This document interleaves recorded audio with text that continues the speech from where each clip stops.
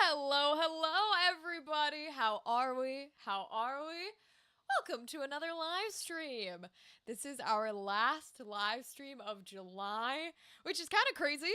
But I'm also, excited to get to work all the conventions and do all the fun summer opportunities. It's kind of how summer goes. Summer season is the busy season, so we are in it. We are moving around, constantly going places. If I knew how to IRL stream, then I would do it while I was working conventions, but I don't know how. Hello, Alex. How are you, King? How's life? How was your Tuesday? How was your today? How is everything going so far? I know you have so many games that because I feel like every time you hop in this stream, you've got a new game that's like announced a trailer or had a Kickstarter update.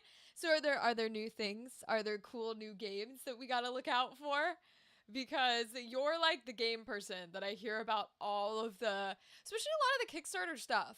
Because I love indie things, I love like non AAA games, but I'm not big on what gets sent to Kickstarter. I usually find out about indie games after they've already been like released, I guess is the word.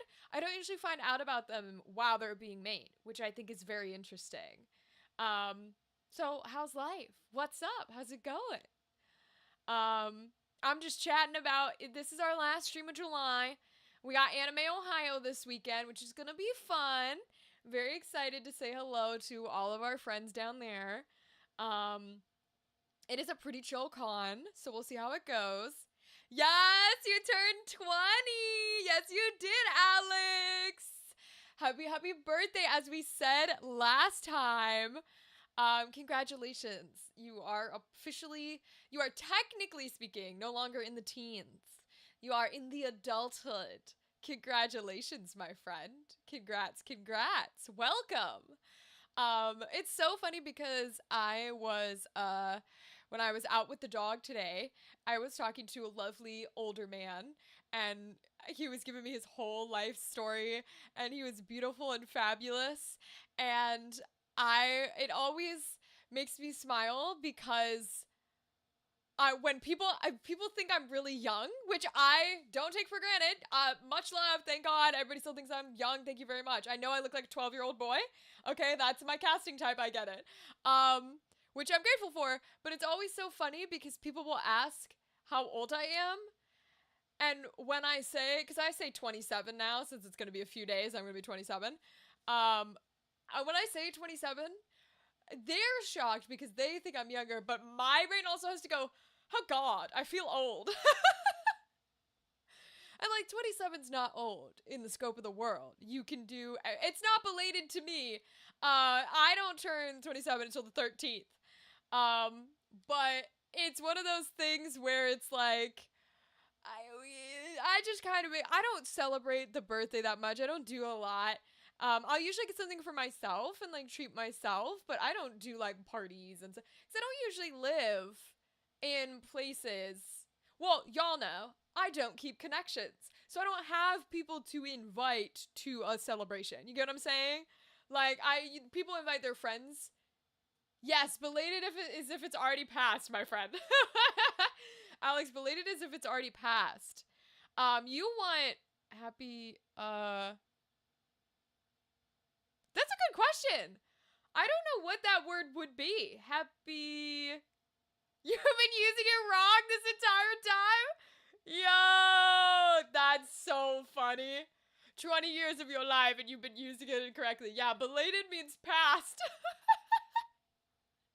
I don't know what the word would be for future. Anticipatory? I don't, wait, I'm literally gonna Google it. What is the word for the opposite of belated? I guess premature? Oh, early. I guess you could just say early birthday. I mean, if you want to get fancy, you could say premature, but yeah, I guess it would just be early. That's hysterical. That's really funny. Sometimes we find this out. Sometimes we find out that the things we thought we knew are completely and utterly incorrect and false. And I find it very hysterical. Um, Thankfully, your discovery of using belated for its opposite meaning is not that big of a deal. Like, you know what I mean? It's probably not a word that came up too much, and it's not gonna like entirely change the course of the rest of your life. You know what I'm saying? Like, it's not like you found that out and you're like, oh my god, everything I believed was a lie. Like that. That's very, very funny. Um, but yeah, it's very interesting because you are a youngin, and what made me think of it is you turned 20, and that means you're 7 years younger than me, which is a crazy amount of time. Um, but also at the same time, I have to remind myself because society and culture is all like, oh, and you're 30, you're old. And I'm like, no, you're not. Like, you do not need to have things figured out and your whole life planned and everything you want to do by the time you're like 20, right? So just exist. Exist in a function. That's all it's for. And then we also live in a world where, like, the ideal picture of what like what your future needs to be is changing. Culture wise, it's already different. And with the changes to the world, it's difficult to plan ahead. Exactly, Alex. Well, and that's the thing, right? Is because there was a big there's a big Western idea of like, let's not even go Western. Let's go American. There's a big American idea of like house, white picket fence, like your wife, husband, kids, and a dog or a cat, right? And you work your 9 to 5, and then you do that for the rest of your life, and you retire, etc. And that's like the traditional American dream type of thing. And once upon a time, that was how the world worked, right? And nowadays, we kind of live in an era where, one, the majority of us 20 somethings can't even live by ourselves, let alone like all of the extra tidbits of work full time and support yourself here and do this and do that and not hit a COVID or not get like laid off or whatever it is, or find a job that actually pays more than minimum wage, right? So one is already off the bat. Like I even was fortunate enough to be able to live alone, and I still was like, we're gonna fuck this because working a 9 to 5 sucks balls. So it's one of those things where I try to remind myself, I try to remind other people, I try to like fight back against that ideal that there is, there are very few things that I personally think are like look down upon someone. You know what I mean?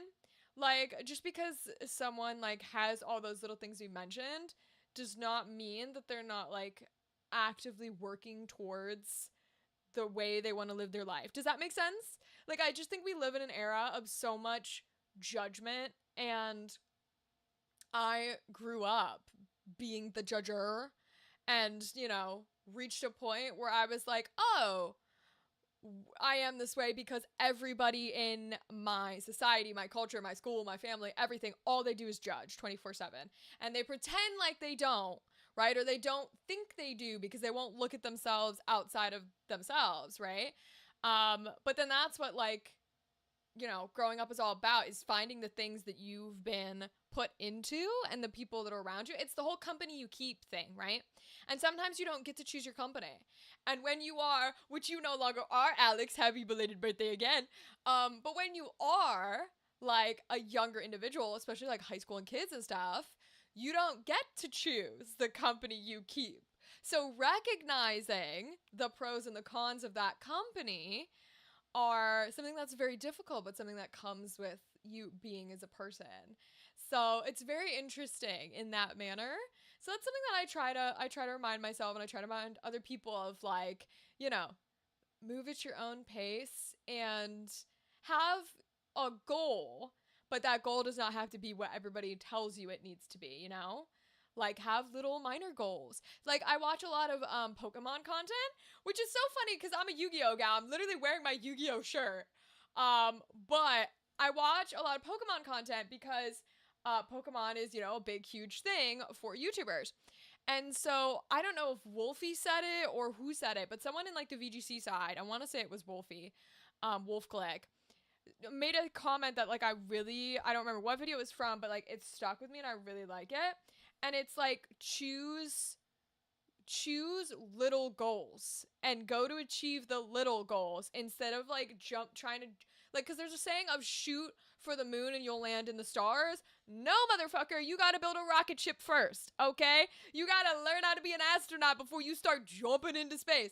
So it's one of those things where I'm like, find the little goals and then add them up. So I really like that. It's funny that it came from Pokemon, but like it was like a Wolfie VGC thing, and I was like, I'm stealing this for my everyday life. I like this mentality because he said something where he was like, he's like, if you start playing it, you know, your goal needs to not be.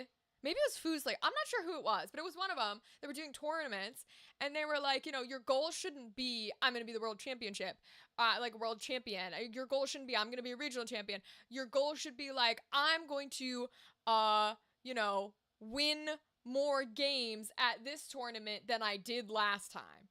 Like, you know what I mean? It should be like if you went, you know, you lost 7 and you won 2, then your goal for next tournament is to win 3. Or maybe it's not even about winning. Maybe it's, I'm really bad at this particular matchup, and so I want to win every game that has this matchup. I want to study and get better at this particular matchup. Fuck all the other games, right? So it's like you got to get real specific with it, which is something they teach in acting too. I did go to London yesterday. Let's go, King. Walked for about like 7 to 8 hours straight in the intense heat and only needed 3 rest breaks before getting the train back home. Aww. Alex, I'm so glad. What did you do? What'd you do for the day? Birthday celebration. What did you go to in London? Was it like did you go to cool food places? Were you going to like museums? How were you celebrating? Did you get a cake for yourself? Did you get little cupcakes or a little cookie or something? A little candle on it? Your lyrical miracle has returned? Grease to cease. What? Oh, this is so cute. DC's Poison Ivy, she finds some part, and this weekend at Anime Ohio to be a voice acting star. Andrew, hi, King. How are you doing, bud? I'm so excited to see you this weekend. It's going to be so fun. Oh my goodness. Anime Ohio is always like a chill little con. I love saying hello to everyone, doing our little jazz. I'm excited for, you've seen the new booth because you were at Indiana. So you've seen the new one. We're bringing the little guy so that we don't have to lug, you know, a huge one and we can do it ourselves so we don't have to go crazy with it. Sightseeing and got some books. Ooh, you sent the books to the Discord? I will check them out. I'm excited about the books. Had apple pie and custard instead of cake. Ooh. That's always great though, because like I'm not a big cake person either. I'm very much like, I mean, there are specific things that I like, but it's funny because if someone gets me a cake, there's actually a certain type of cake that I like, and it's ice cream cake. And the funny part about ice cream cake is like, the cake's not the part that I want. So like, why wouldn't I just get ice cream? You know what I'm saying? Like, that's the trouble with ice cream cake is it's all ice cream anyways. But I love like the little chocolate crunchy Oreo fudge they put inside of like an ice cream cake. That shit's delicious. And it's just, I don't know, that's the kind of cake I'm for. But apple pie and custard is great because instead of like, you know, having to get like an 8-inch or 10-inch and nobody's gonna eat it and then you gotta take it home on the train and blah, blah, blah, you can get like a cute little apple pie. Aww, I will definitely check out these books you sent in there too. You know what? Let me pull it up on my phone because I'm curious on what you like to read, Alex. Hold on, I'm gonna pull it up. Ooh, what are these? Sherlock Holmes, the Cthulhu case, but you know, you know what? I'm not even surprised at all. Why did I even think twice about what kind of books you would bring home, Alex? Black Wings of Cthulhu, 21 Tales of Lovecraftian Horror. That is you to a T. If I had to use one thing to describe you, it's literally Cthulhu. And then the Cthulhu case book, Sherlock Holmes and the Highgate Horrors. Fabulous. Beautiful. And then what are these other two? A. Benson! Let's go! You gotta get some cartoons of our generations in there. Yes. Okay, those are fire. Mashups of Cthulhu and Sherlock Holmes. That is your energy to a T. Oh my god. I love that for you, Alex. You have to let me know if they're any good. Let me know if they're any good. Am I? Andrew, that's hysterical. I talked to the Anime Ohio folks when we were chatting about me bringing the event back for this year. And I offered, if they need any help with anything else, I'm more than happy to help. Whether it's like the other voice actors that are present, if they do panels. Because, like, for AzokuCon, I've hosted voice acting panels for them before. I did the Genshin Impact panel. So if they need, I offered to them if they need any assistance or someone to step in last minute for some of their, I assume their voice actors hold panels. I didn't actually check programming. But that's one of the things I think is the most crazy is if you have, like, voice actors and celebrities at a convention and then they don't host like Q&A panels or panels, I'm like, that makes no sense to me. They should be having panels. So hopefully we'll say hi to some people. Alex does love his craft. Yes, he does. That Sherlock Holmes book is apparently a series too. Really? Wait, Alex, you're gonna have to let me know if it's any good. Not that I'm not gonna promise to read them because we all know I don't read them. We all know I don't read jack shit. I have had a Dostoevsky book, the guy who wrote Crime and Punishment. I have had one of his books for the past 6 years, and I've read maybe a quarter of it at the Karamazov brothers. And it's interesting, and I enjoy it while I'm reading it. But, like, if I can pick up a TV show and stop halfway through the show and never watch the show again, if I can pick up a movie, watch 15 minutes, and never watch the movie again, imagine the shit I do with books, okay? I will read 150 pages of a book and then be like, and put it down and never touch it again. Like, it's literally sitting on my shelf. Like, so I won't promise to read them, but I will be intrigued to know if they're any good. Especially because I think you can give a better opinion of it, Alex, than I can, since that's kind of your whole genre. You are our Lovecraftian, what's the word for it? Our Lovecraftian expert.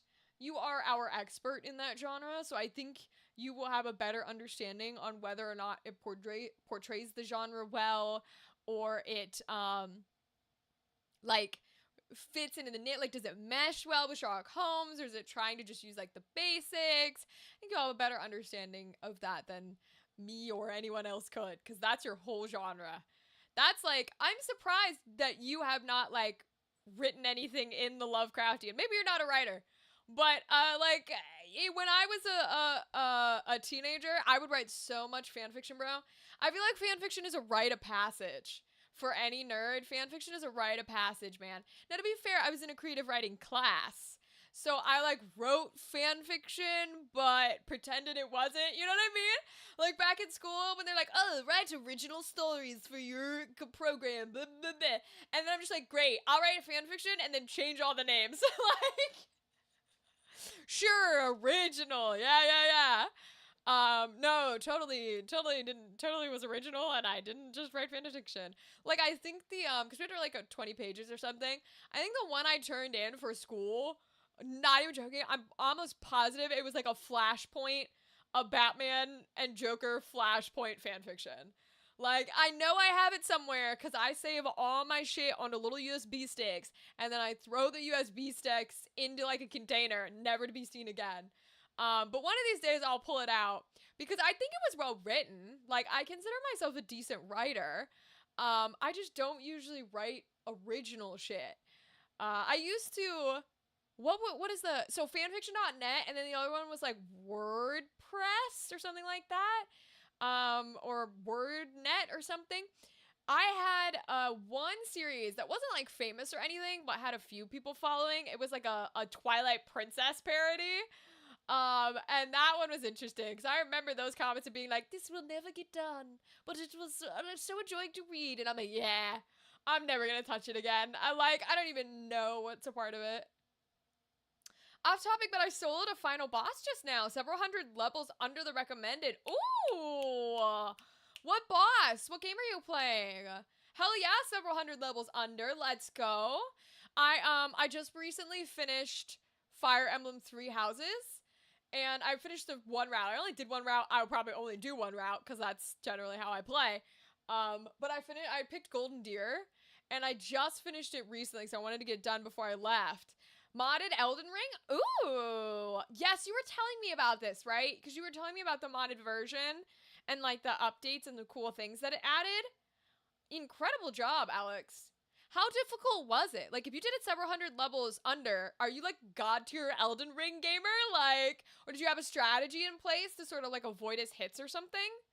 Because that's what with the Fire Emblem one, I'm playing on hard mode because I like to play tactics games on hard, but it's not that difficult. Like, Three Houses is not that hard. And so, like, I played the final battle and I was like, this is too easy. Oh my god. And so I was like, it's alright. Like, everybody was leveled up appropriately. Everything was fine. It was still fun, but it was definitely, like, easier than a typical Fire Emblem game, which is chill. Totally chill. But I like my tactics a little harder. And then right before I went live, I was playing a Slay the Spire 2 run. I was playing as the Regent. Did pretty well. I think I got up to boss 3. The only one, I played a bunch at all of them. The only one I have, this is completely ironic because I don't usually play as him, and he was my hardest character. Not my hardest, the Watcher was harder, but like second hardest character in the first Slay the Spire. The only one I've beaten all the way up and gotten unlocked ascensions for is the Defect. I did a single run as the Defect and got all the way through and opened ascensions. Whereas for the other 4, I have not been able to get. I've done like so many runs, at least 10 of like probably each one, more for the Necrominder, more for the Ironclad, and I still have not been able to break and open Ascensions. Like, I've not been able to beat all 3 at all. And I was like, how the fuck did I do this with the Defect? Because the Defect was not my dude, and he's supposed to be like one of the harder ones to run from the first game. I really liked the Poison Girl, the Silent, so I'm like, but her discard cards take a while to unlock, and that's usually the deck I play, which I think is why I'm having trouble. I was at Box Lunch. Okay, Box Lunch and Hot Topic are 2 different things. Were you at both, Andrew? This morning, mentioned Anime Ohio in your name. Cashier said her boyfriend played Your Lucky Charm. You're lying. Andrew, there's no way. There's no way, Andrew.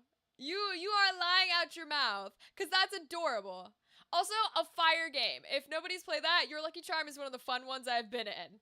I get to play, I think her name's Antonia. I get to play the rich girl in that one. She's so much fun. She's very like, what do you mean? Like, can you buy me Gucci if you're gonna date me? I love her. What's funny, I get cast, so I get cast for 2 voices. 2 voices, 99.9%. No truth, Box Lunch. Andrew, you've made my night. If you're genuinely telling the truth right now, you've made my night, because I'm flattered. No lie, that's literally the best thing you can hear is people going, wait, I know that bitch. I've played a game like that. That's so sweet. Oh my god. That's crazy. That's crazy, and you made me smile. Thank you, Andrew. Alex, you were saying about Elden Ring. Their attacks have damage over time. Their second phase drains more and temporarily cuts 15% of your max HP, stopping you from healing that amount. Oh, said damage scales with your max health. Oh, so it's not 15% every time. It's 15% and it goes more when you get like higher health? Dude, Alex, how did you do that? What's your god tier gamer, my dude? God tier gamer. You need to like coach me. What the fuck? How'd you do that? How'd you beat that guy? Famous? I mean, it's definitely the first person who has like would have known me from something, you know what I mean? Like, it's so funny because when I do the voice acting events, everybody always asks, what have you been in? Where can I find you? I'm like, oh, you can check IMDb, right? I've got a couple of IMDb projects, and I, do a lot of indie games. If you go to Itch.io, you'll see me in the games, but that's great. Most people don't know me ahead of time, so that is wild, and very, very sweet, because I did love voicing in that game. There was something I was going to say when you were mentioning Hot Topic. I don't remember. Nope. I have no idea. I mean, I'm a frequent goer of the hot topics and stuff. That's my jazz. But I'm nowhere near you, Andrew. So that person would not know me. Luck, and whenever seeing anything that seems big, I run the fuck away. And you know what, Alex? That is the way we should play video games. You know what?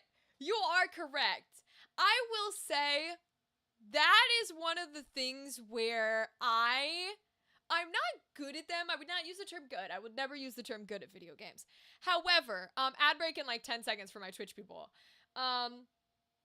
I will say that one of the strategies, I think, if you are like me and you struggle with video games, and you're kind of like, how do I beat these bosses? How to do these things? I'm very much a pattern recognition girly, and I will wait forever to see like where they walk and how they attack and where's my window. When do I strike? When do I run? When do I do whatever? And I will not like try. I'm not a combo person. I'm not like a hit and then parry and then turn around and then do this. I'm very much okay, he did big swing, smack, smack, smack, run. Smack, smack, smack, run. Like I can't actually be fighting. If there are actual combos and actual, battle mechanics you're supposed to be doing and they want you to like to, I think that's why sometimes the fights, that's the Dark Souls mentality. Maybe I could play Dark Souls. Who knows? Maybe I could play it. We would never know. Because here's the thing. The reason why that's the kind of boss I could face, like, if you remember when we were playing Requiem, the hordes of zombies were worse than the bosses. Because all of them coming at me at once, I was like, I can't run from them. Like, I'm trying to, like, dodge, and I can't do it. My brain can't do it. But the single bosses, I can shoot, run, turn around, shoot, run. And so that kind of mentality makes sense. And I'll tell you why I can play stuff like that is because that is Zelda's whole thing. And I've been playing Zelda since I was like fucking 4. So like since I was a wee with the controller in my hands, all Zelda games, like traditional Zelda games, have always been like your hands are on the controller. Like I'm the era of Z target. Like the single Z button, not the back L or the back right or the whatever they call them now. I'm the Z target button or the ZL target button, okay? I was so when we were playing, you would Z target and then he would go, whoa, and the little arrow would show up. The arrow's red because you've Z targeted it. And then you click the A button to spin around him and jump and stab him in the back. So it was very like button go, button thing, run, shoot, button whatever. And you have to hit him in the eyeball. And he will go boom, boom, boom. And then he'll pause for 20 minutes so you can run up and hit him in the eyeball 5 times. And then he will get back up and he will do the thing again. So it's like very traditional video gamer coded in me for 27 years. So, like, that kind of mentality I can manage.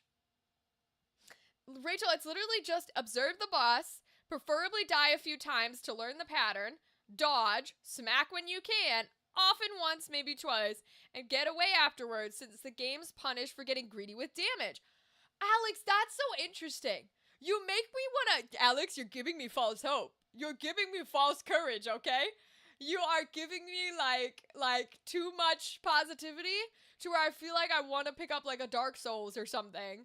Whenever the next Dark Souls game comes out, I'm gonna have to pick it up and try it. Because that is traditional video game fighting. Where it's, you have to die a few times, because if you don't die, you don't learn the pattern, right? Hi, Mirrodin! Hi, Dan! How are you guys? What's up, y'all? Welcome. This is our last stream of July. Thank you for stopping in and saying hello. How are you?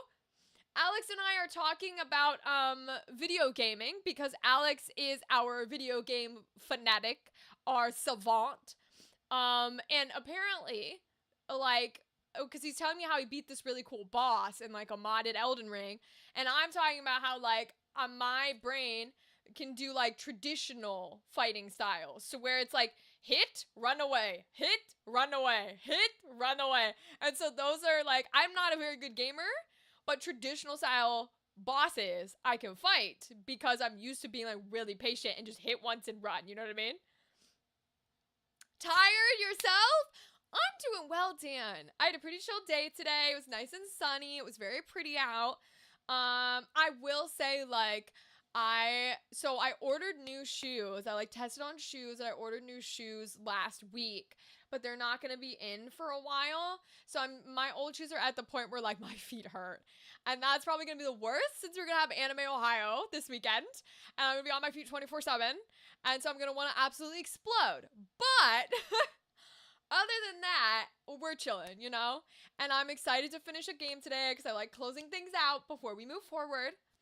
But otherwise we're chilling. How are you, Dan? Besides tired, what have you done? What are you up to? What are you gonna do in the month of July while I'm gone? Best part, Rachel, they're slow but heavy damage builds.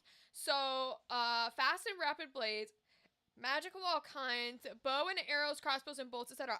Oh! So you can like have different styles of fighting, Alex. Where like I wouldn't have to go all the way in and do like melee. I could be like shoot from afar and then run. That could be cool. Yeah, if you think of something in Medieval Fantasy, it's probably in the game. Yeah, very cool. I might have a job this time next week. Woo! So proud of you, Dan. Oh my god, I'm sending you such good energy, King. You're gonna get it. Do you have an interview? You're gonna get it. What? You know, don't dox yourself, but are you allowed to say what category? Bar at the bottom of my town is hiring. Yes, King. Bartender, host, waiter, cook, dishwasher guy. What's the vibe?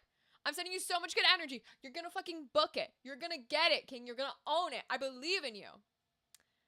Me think Saturday is busy, but Sunday I'll bring the iron brew.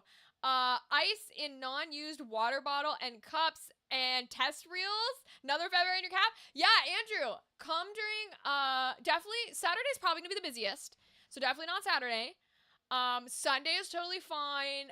Fridays tend to be really slow, especially since it's like 4 to 9. We might not even stay till 9 p.m. if there's no one there. Because I ain't staying if there ain't nobody there, you know what I'm saying? Like, waste my time. So if you're there Friday night, you're more than welcome to stop by. But Sunday's chill too.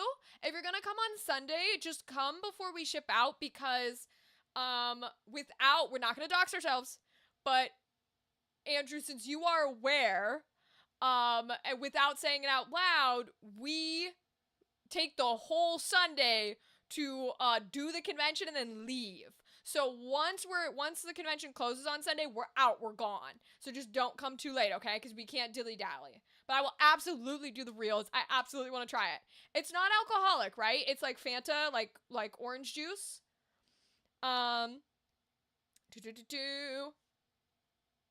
The only game that isn't like this traditional fighting style. Hi, Rythan! Rythan, how are you, King? What's up? What's up?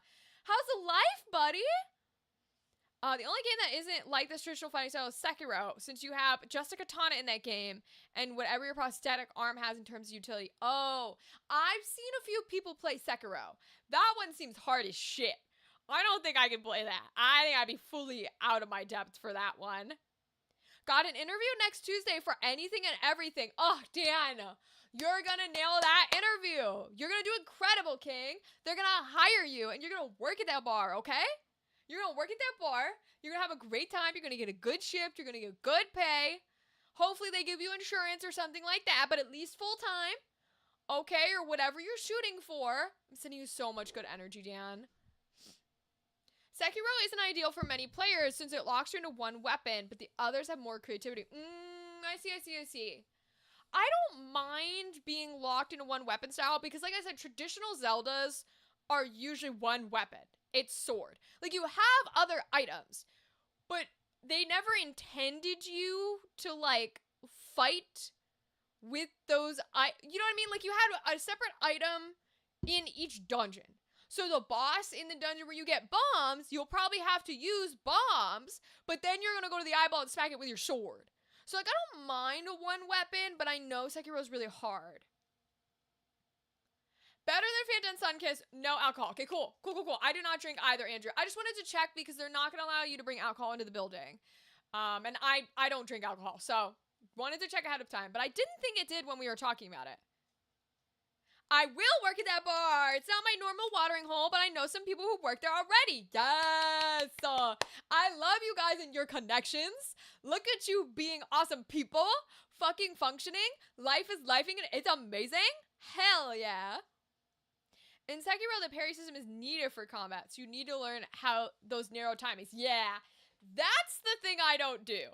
Parrying is something that's very modern gaming. I've never been able to learn the modern game parrying thing. It has never been something that I understand. It doesn't matter what game wants you to parry when. I can't do it. Parry is a no-go. It's very modern gaming. A good friend of mine is the assistant manager here. That's awesome! Yeah, assistant manager there. Hell yeah! Wait, Dan, that's fire. You're going to be able to have someone on staff that you know and you're comfortable with, right? And you can go to if you have any questions or things like that. They can give you an okay recommendation if hiring people ask. That's awesome. Dude, I'm so happy for you. You know what? On Tuesday, when I am back home, when I'm back here after working the convention, I'm just going to be like, good energy is going out today. Actually, I guess it would be Monday because you guys are ahead. So on Monday, I'm going to be sending you good energy because you'll be in Tuesday and you're going to get every interview. Dan at a bar for Long Island iced tea on the top shelf and Mountain Dew instead of cola. Listen, iced tea some good shit. I don't drink a lot of tea. I gotta be fair, I gotta be honest, I gotta say all the things out loud. I am no tea connoisseur. I wouldn't know the difference between a fucking Lipton in the store and like home-brewed fresh leaf whatever. I have no idea. I'm not a big tea person. However, if there's one oh my god, you're an American thing I love sweet southern iced tea, man. Not hot, just a giant pitcher with like 5 pounds of ice and even more sugar, like 5 pounds of fucking sugar in a giant ass pitcher of iced tea. Mwah. I want to be drinking liquid sugar. Oh, gorgeous. Love it. A Mickey D Southern style sweet tea. Beautiful. Beautiful. 9 a.m. I'm not an early person. Yeah, that's gonna suck. Yeah. That's the hard part I have too with when I do like video calls and like meetings and interviews with people, it's always like morning at early afternoon. And I'm always like, oh, this is the worst part of the job because I gotta wake my ass up. Awful. It's very funny. So I feel your pain. I feel your pain with the 9 a.m. interview. Try to be as awake as you can. Drink coffee or tea or whatever you need. And put on a smile. And then once you're done with the interview, you can go back to bed. In Dark Souls and Elden Ring, pairing is there, but it's optional. And sometimes ideal, but it's not needed. Bar 1 in DLC, but they give you options to stealth since you can only harm them with counterattacks after parrying. Okay. Yeah, optional is more name in the game. If it's you have to parry, there's no way I'm playing that game, man. So it's a lot of why I don't play Cuphead. It's because you have to hit the little pink guys. I'm like, nope, can't be doing that. Yes, yeah, Long Island iced tea. It didn't have any tea in it. I thought it was like an Arnold Palmer energy where it's like iced tea and alcohol. But it's cola and alcohol? Interesting. I will make a strong coffee before. Yes. Make a nice strong coffee. Don't chug it because then you'll probably have to use the bathroom. But give it a good sip. Put on your biggest smile. Do they still require physical resumes nowadays? Do you have to print out like a physical work resume and bring it with you? I'm so curious. What do you put on your resume? Like, I brought it to the last 9 to 5 I worked. I did bring a physical resume with me. But it was only like one sheet of paper, and it had like all of the hundreds of little jobs I've worked, you know?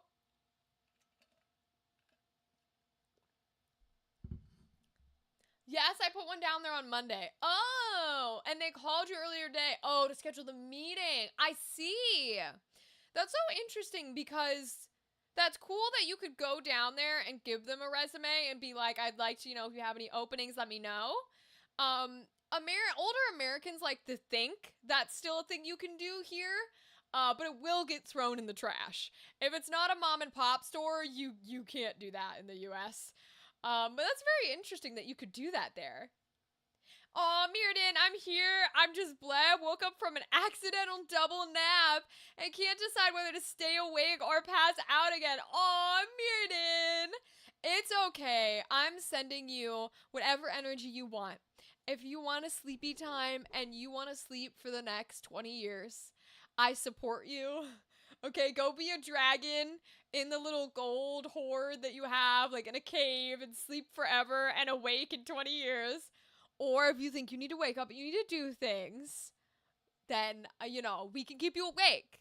Because we are going to finish Directive 20. We're playing tonight until we finish it. So I'm sure all my screaming and yelling at the game will keep you awake. What I like in Dark Souls and Elden Ring, there's a hidden damage counter called Poise.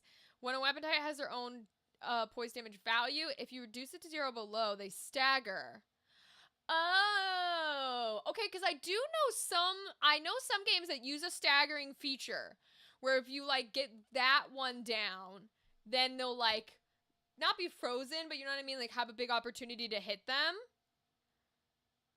Interesting. Yeah, stabbing in the back is a big Zelda thing. That's how they let you do a lot of, counter attacks, quote, in Zelda, is you hit the shield, and then you spin around and hit them in the back.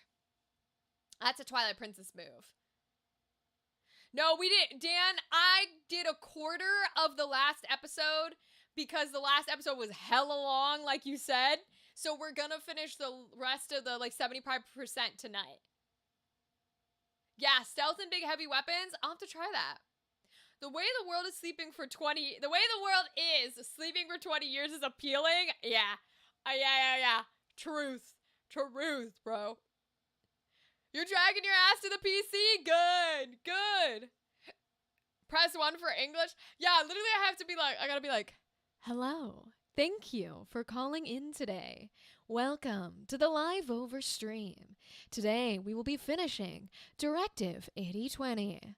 Press 1 to stay on the line. Press 2 to go back to sleep. Press 3 to hate your life and end the world. Ha! Just kidding. If I had that power, it would already have been done. Thank you for calling in and watching the finale of Directive 8020. That's the way that it would go, you know? Dehydrate. I will dehydrate.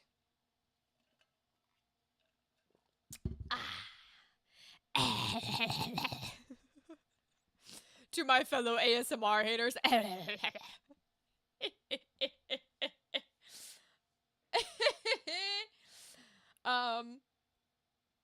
Damage Watch and Elden Ring, the weapons have crit stat 140. Oh, so it's a percentage. And that stat can be boosted by further items. Ooh. So there's a lot of adding things on and doing extra weapons and stuff, and you can customize it. I like that you can customize it, Alex. That's very fun. That's very fun. There's another. Oh, it's not a sparkle. It's just my spit. I was like, there's a sparkle in my microphone. It's just my saliva. Rachel needs to do Cameo recordings? No. Andrew, you don't seem to understand. Cameo is full, how do I put this in a polite way so I don't get a fucking, fuck it. I don't give a shit. Cameo is for has-been celebrities. Or celebrities that do not have a very big roster. Or impersonators. I will say, if you're a good ass impersonator, you can get a cameo and live your life, man. If you're a good ass impersonator, do that shit. I can't impersonate jack shit. Are you kidding me? The only voice I can do is Toad and Ash Ketchum. And let's be very clear, both of those are Nintendo properties. If I do either of those voices, my ass will get sued into oblivion, bro. I can technically do Mickey Mouse, but Disney's not any better. Like, Hey, 7-stream streak, you're rebuilding, right then, let's go. I know I can, yes. Schumacher can be your voicemail. I actually have done that before. So, I don't know if they still use it. I've never called to find out, and I will not tell you what it is. Thank you very much. But I have been the voice of a, like, caller ID thing. So, you guys will never know, but there is a certain number where if you call, you will hear my voice going like, thank you so much for calling blah, blah, blah, blah. We aren't able to come to the phone right now. Please choose 1 to leave a message. Choose 2 to blah, blah, blah. I am the voice of that for a company, or I was. So, you will never find it. Never, never, never. Never gonna tell you. But I did do that. I've also done... So, you have too many projects? Right, then can you tell us about any of them? Can you use little hints? That's kind of cool. Thank you, Mirden. It's very fun because people don't, when it comes to voice acting, a lot of folks only know the celebrity side, which is the cartoons and the anime and stuff. And I love that work. But the next year will be your 20 streak. Let's go, Dan. Let's go, Dan. You're going to get 20 stream streak. I love it. I love doing a lot of the stuff that people kind of don't realize exists. Because they know commercials and they know cartoons and anime and stuff. But like I've done that before. I like doing the phone calls. I've done industrials, which is not something people think about because usually a lot of folks don't get into voice acting for the other stuff. But I enjoy industrials. Industrials are things that the public will never have access to, but companies need. So, for example, I've been the voice of like, I think it was a bank. I don't know if it was a bank. It was some sort of financial institution, and they just needed a quick little paragraph for their internal, memo that they were sending around to employees of the company. So there's a financial institution out there where the people who work for that company during the year that I recorded it heard me saying like, we thank you for your patronage at our institution. We really value our employees. Here's such and such and such. And it was really fun to do. You get paid for it. And there's a random group of probably like 150 people who have heard my voice before and they'll never know me. And it's very, very interesting. For the Elden Ring one, there's customization with weapons, armor, buffing items, and talisman. Think you can equip 4 at once. Ooh, providing passive buffs and stuff. Fact of the weapons is a good amount. You can change their ability and scale so you aren't locked into one thing. That's really fun, Alex. I see why you like playing those mods and you can get like replayability out of them because there's so many different ways you can play it. I like that a lot. Rythan, you're working on the alchemy game, 2 game jams, and a move coming up. Yes, because you bought a house, Rythan. I'm so happy for you. And I only have so many hours in my day. Damn, dude. You're working so hard. No worries, Mirrodin. We'll see you when you come back. Voiceovers for triple X games and phone lines. The sound effect. Listen, we've talked about this before, all right? Like, there's a demo of one. There's a spicy demo on my itch.io. And they're not as...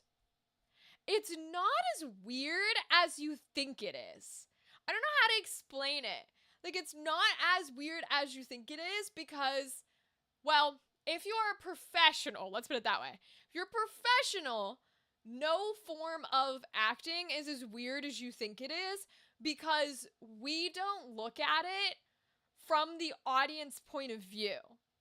Like, when I voice act, I'm thinking about it the same way I would think about an audiobook, right? So if it's spicy, you're thinking about it the same way you would ASMR, right? Like, is this noise sounding like I have a shit ton of saliva in my mouth and it's gross and it's nasty and I don't want that? It's gonna take me out of the moment?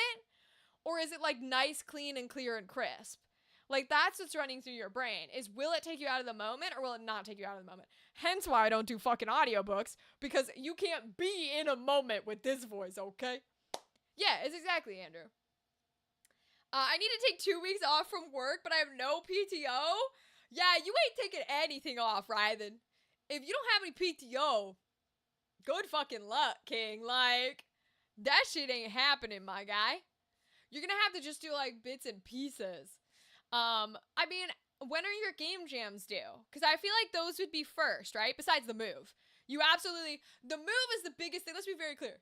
The move is the biggest part of your life right now. You need to be the most prepared and the most ready for that. That involves you. That involves your family. That is everything that's real life. That's important. That needs to be priority number one. But the game jams are end of the month. Okay, you've got some time for the game jams. So, like, those can be priority number two. But you do have some time. You know, we're only at the beginning of July, right? You know, we're second weekend in. You still got 2 weeks. You got plenty of time. You can do a little bits and pieces and rely on your other team members as well. You know, be realistic. I believe in you.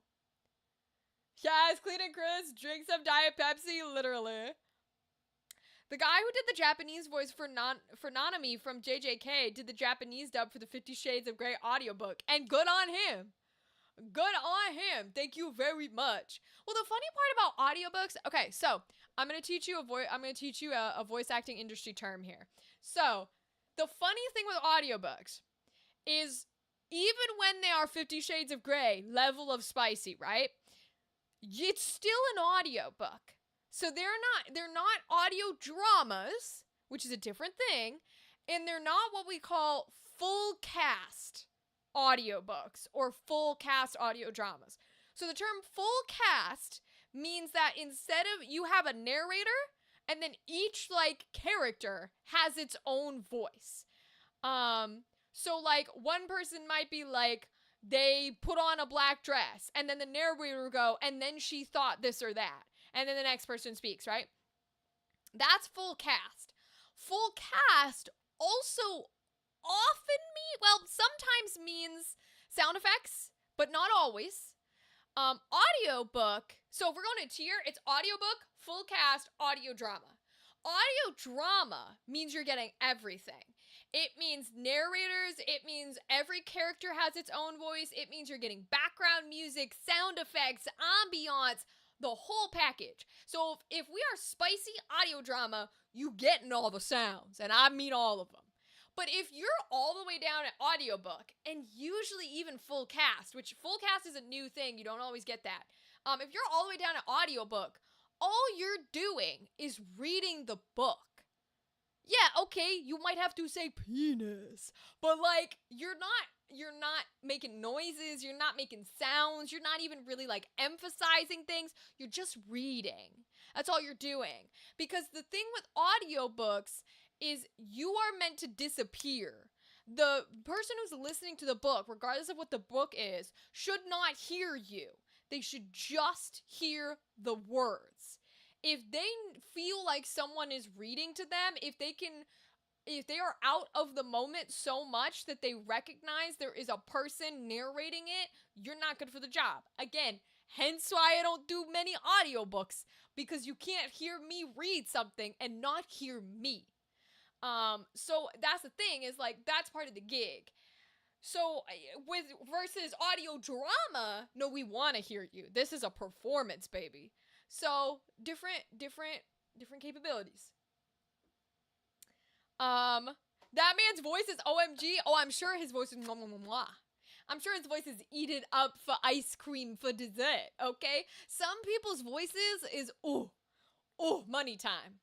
And other people's voices, I'm like, you have a nice voice, but you're such a bad speaker that it makes me want to strangle myself. The amount of people who I have met or listened to that have great voices and cannot speak well to save their fucking lives. And I don't mean, let me be very clear, I don't mean disability shit.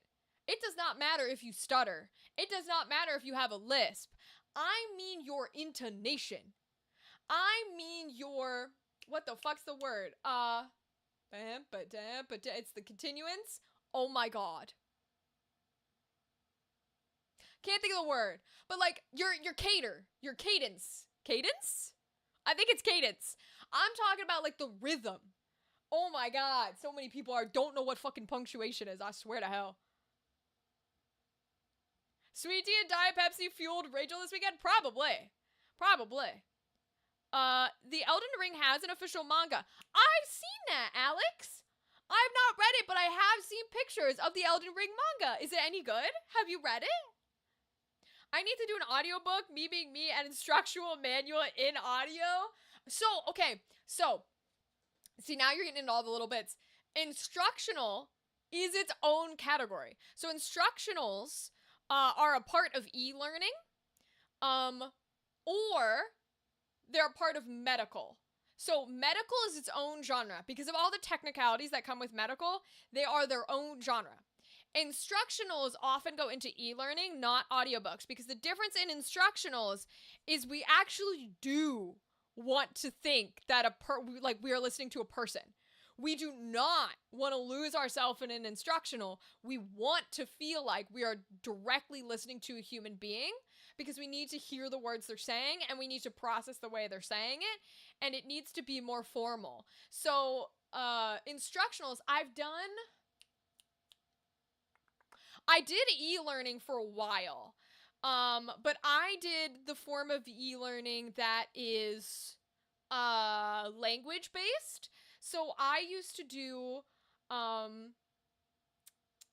okay, so I don't know how much y'all know about e-learning, but in other countries, usually in a lot of Asian countries, in order to learn English, you have like exams or tests or homework or practices where they will play you recordings of things being said in English.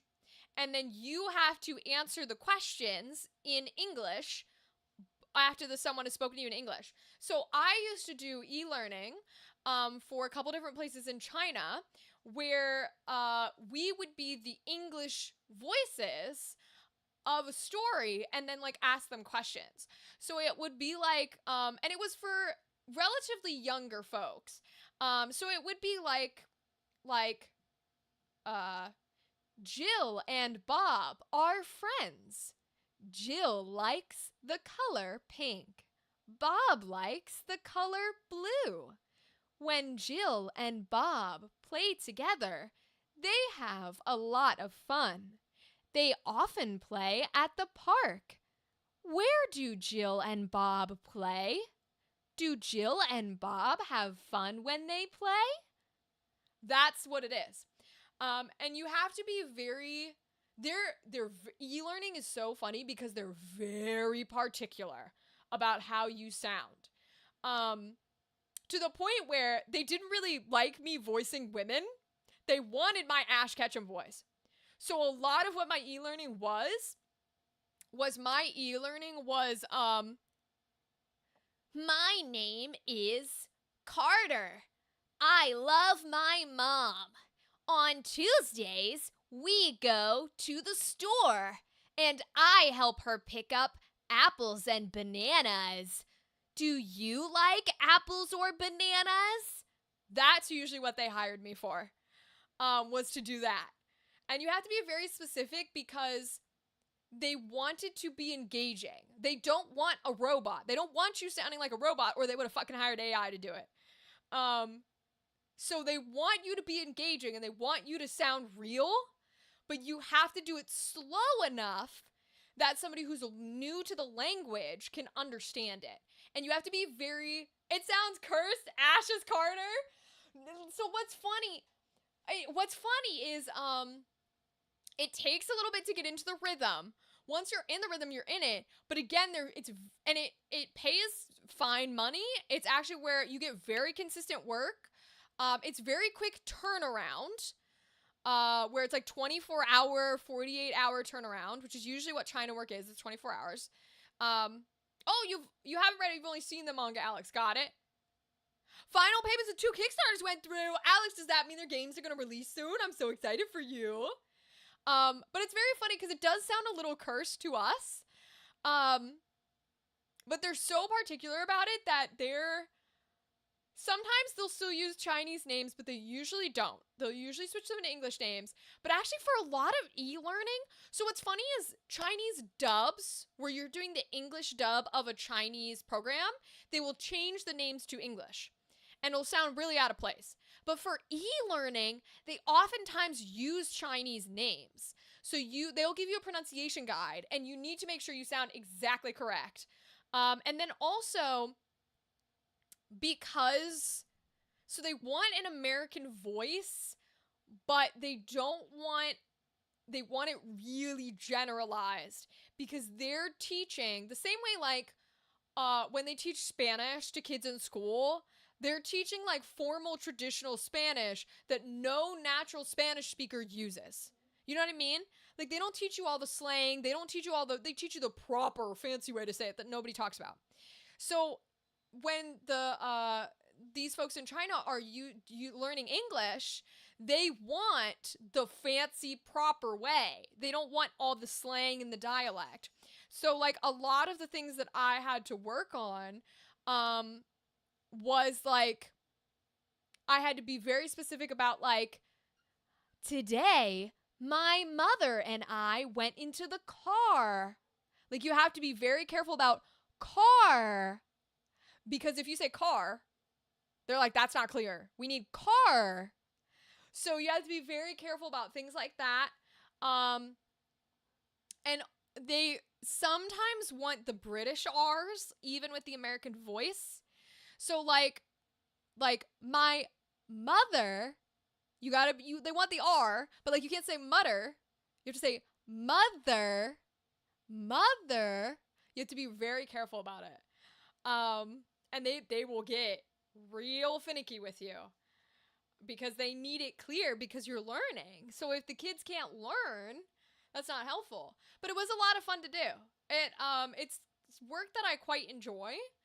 The trouble is always, mother, you have to be very particular. It's so interesting. It's basic cursed stuff, which is one of the reasons I credit that I think I can do a like synthetic robot voice really well. I don't get cast for very often, but one of the voices I can do is like a, welcome, please make sure to put on your seatbelt. The ride will begin in short time.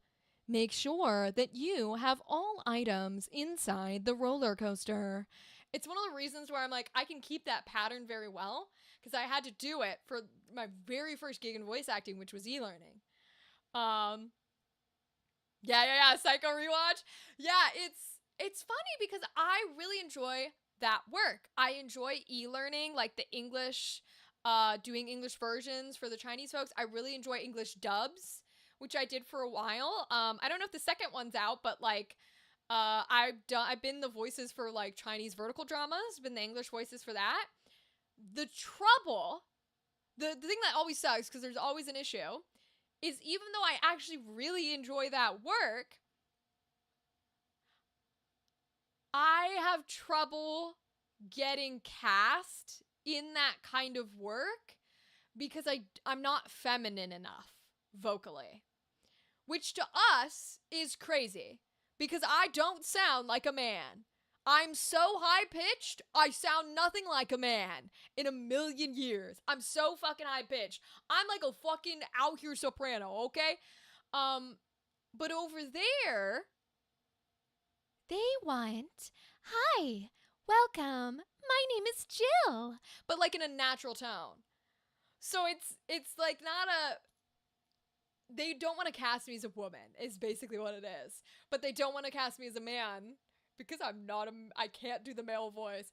So unfortunately, it's very difficult for me to be in a consistent place with that kind of work, even though I enjoy it. But that's just kind of how it goes sometimes. It's like you sit in this category.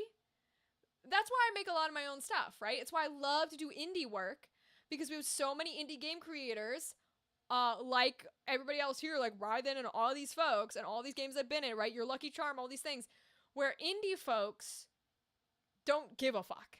You know what I mean?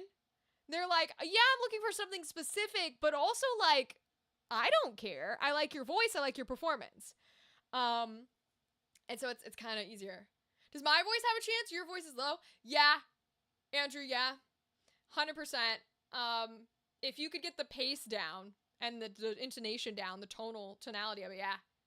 Yeah, your seat can be used as a flotation device. Have fun swimming with sharks. Please, put on the mask yourself before assisting children. Like, for me to do that voice is up here. So voices are at different places in your body. My natural tone's in the back of my mouth. It's in the back and a little, not really in my throat, but it's a little bit towards the back and where my throat meet, like right here. So to get that tone that they want, that I just did for flotation device, I have to bring it all the way forward. So I have to go like from back here to where I'm speaking to, your seed can be used as a, you see how high my cheeks are? Because I have to bring it all the way up here. Your seed can be used versus down here. So it's like, to get to that feminine state is a lot more work for me than everybody else.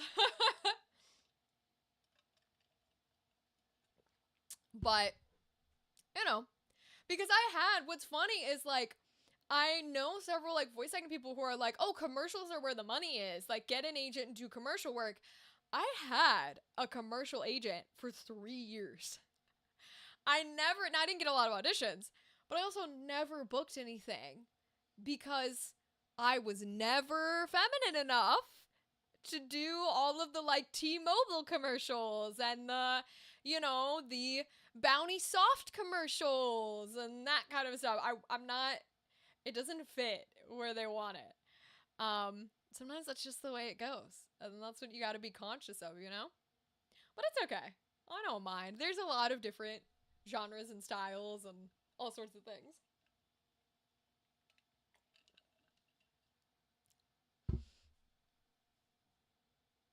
Okay. It's 8:07. I think we should pull up Directive 8020. Oh, those are the 2 games. Historic Arcanum, Coven of Salem, and Malus Maleficarum. Those sound like Lovecraftian games if I've ever heard of them, Alex. What style of games are they? Like top-down or Elden Ringy, or what's the vibe? Detective-y? You never know with Lovecraftian. I'm going to pull up Directive 8020 while we're here because we got to finish it today. Let me connect it to Twitch. All right, Twitch login successful. So we've got streamer mode on. Back. Solo. Oh, I've got the hiccups. Ready?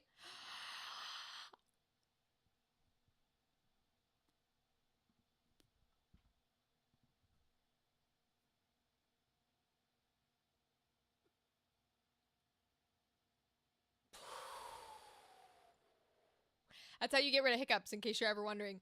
You gotta stop that diaphragm from moving. Malleus Maleficarum is a reprint of a book of the same name, which is one of the most infamous books in human history due to its role in the Salem witch trials. Ooh. Very cool. So you're gonna have a historical, like, artifact. I love that. Hi, Jamie. How are you, girlie? How's life? How are you doing? We're gonna pop up Directive 8020 so we can figure it. Fit. Words, Rachel. So we can finish it today, which is very fun. Okay. So, we stopped in the middle of, I think we switched over to Isley. Because we were playing with Stafford and Isley, and, you're doing good? I'm glad to hear it, Jamie. I'm doing good, too. We stopped with Stafford and Isley. We got through the Stafford part. I think we're on Isley. So, here we go, guys. Let's lock in.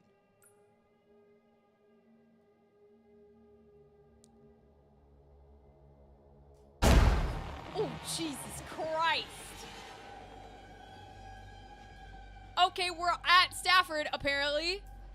And I guess we saved right when it gave me the loudest fucking cut jump scare. Jesus Lord. The hell did it do that shit for? The Sims recordings. Yes, we did that. It better have saved with... I thought we were still playing Isley, but maybe not.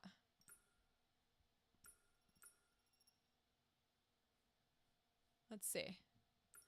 Literally, Mirrodin, I jumped so far. Oh, no, the mess hall. Okay, okay, so we are Stafford. Oh, okay, that's fine, that's fine. Yeah, that's chill. Historic Arcanum is a TTRPG setting based on the Salem witch trials, demonic familiars, demonic pacts, and other witch... Oh, that sounds fun. Alex, that sounds like a hell of a fun TTRPG. Hell yeah, my dude. Let me know when you play that one. All right. Why are we emming? I don't message any of these fuckers. It means nothing. Oh, one of the things is outside the hangar. Great. Fabulous. Let's hypothesize. Yeah, it probably is mimicking from previous cycles. That's a good point. Wait a second. Is it about to make it spooked you too, Jamie? Yeah, it was scary. Hold on. Is this about to make me more mad? Because we were arguing last time about the Isley choice where you can get Isley killed, and it was dumb as hell because you're supposed to test which one's the real Isley and which one's not, and all she says was it wouldn't know about previous missions we've done. Except right now, he's saying, well, it mimicked other... Because if you don't know, spoiler alert, what we found out was that we are clones of the original people who are still on Earth, and they keep sending clones in to die on this planet to try and figure out how to kill the alien. But the thing is, if the aliens are mimicking previous versions of us, then that's not proof that the clone, the alien Isley, who's to say one of the other Isleys didn't speak about the missions before they got here? You know what I'm saying? Oh, this whole lore is fucked up. This whole lore is just wrong, and that makes me so mad. So mad, dude. Alright, let's see here. I mean, what can you expect from Dark Pictures Anthology? They have games that are fun to play once, and then you're gonna get annoyed as fuck from them. Ooh, it doesn't want me to go this way, so I'm gonna go this way.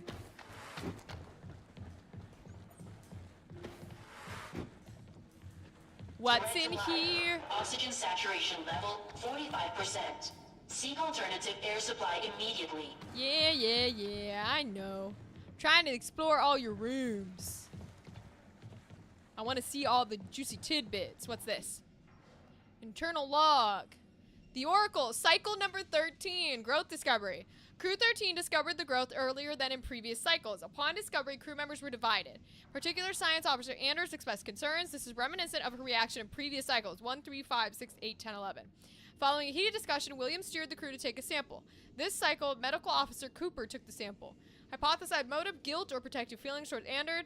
Leverage the Cooper-Anders relationship in future challenging tasks. Ooh, so they're figuring out how to use them. Okay, that's cool. See, I like that aspect. That aspect's fun.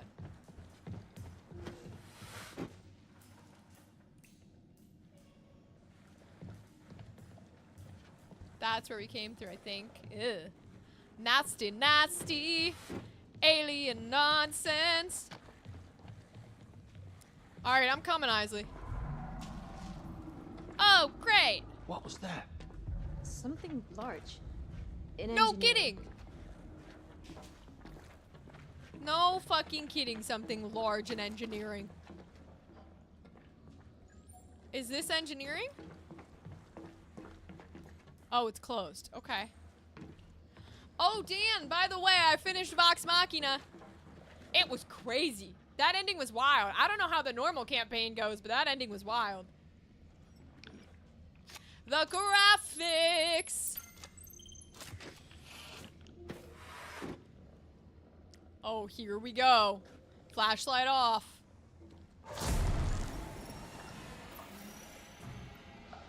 Where is it?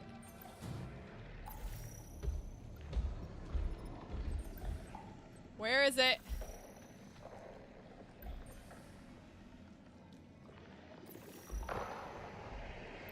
There it is. I know, Dan. It was wild. Ugh, nasty. Is Isley just not gonna follow me? Oh, she said, no, you can handle it by yourself. What if we both die to the big scary creature? Where did it go? Well, I'm not gonna walk on the fucking glass, man. I'm trying to figure out where it went. So I can't see it anywhere. Aw, I cried when Grog before we see him again. It was so sad. And I can't believe they summoned the Whispered One. Do they do that in the campaign?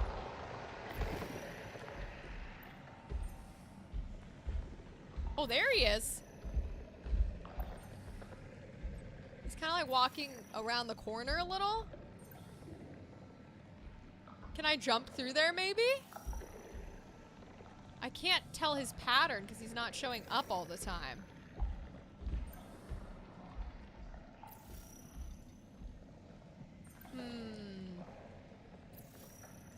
Doesn't seem to be showing up over there either. Oh, he's on that side. Wait, okay, so he walks down this way, right? Kind of stands staring over there. Then he turns around. It goes where? Far enough away that he's not on my radar anymore.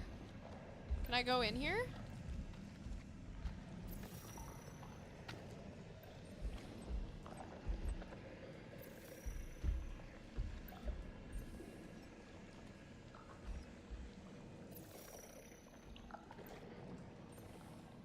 Huh. He unalived to save Pike, but the little ship followed him. Yeah. Oh, wait, there it is.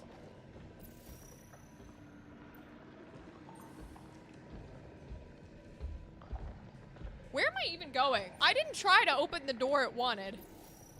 Probably should have.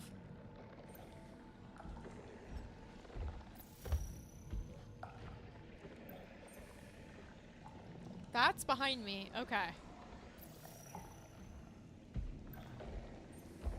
I don't see it at all.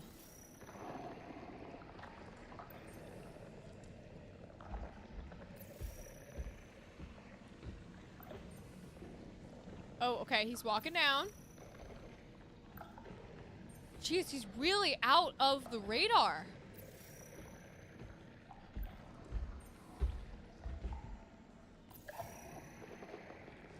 He sounds like he's nearby, but... With Malleus, I got early bird edition of Inquisitor bundle, so I got 25%. Hey, hi, gal! Welcome, queen! 25 months! Wow, over 2 years? Have I been streaming for over 2 years that you've been subscribed for that long? That's crazy! Mwah, good love to you, too. Love to you, too, girly. How have you been, queen? Alex, you got 25% cheaper for everything. Oh, you got all the previous books? The GM map, everything? Congrats! Alex, that's a huge price. That is excellent, excellent. For GM screen, dice, everything. Dude, you have to let me know when you run that one, because that one's going to be fun as hell. Okay, I cannot see this fucker. So I'm going to jump it. Oh, fuck you.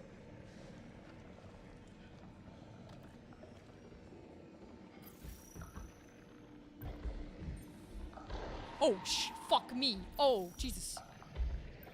No, do not come this way. Do not come this way.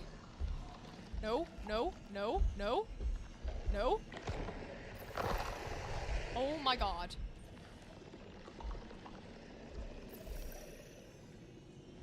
Oh my god. Oh my god. I do like how the screen gets a little more warbly when he gets close. Alright, I need to pause, because Jesus. What were you trying to summon with the countage? Dan, you have to ask Gal what the commands are. I have no idea, my guy. You're doing great. Be brave. Thank you, Jamie. You're right, Jamie. We can do this. Hi, Dadley. Welcome. Dadley, you come just in time. First of all, how's your work week been? Sending you so much good energy. But also, you haven't missed much. We're just sneaking from playing as Stafford, sneaking from the bad guy at the moment. No plot missed. But I was just telling Dan that I finished Vox Machina. And it was crazy. I don't know how much of that they did in the campaign, but it was very cool. I'm glad that they didn't end happy. I thought it was very fun.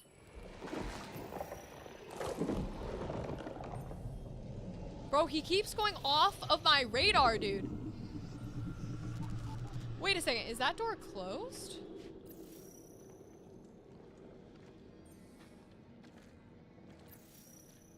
Oh, this area is blocked. No, I think that door's open. But that power system is red. I don't know if I can touch that. Wants me to go that way, though. I have no idea where he is my problem.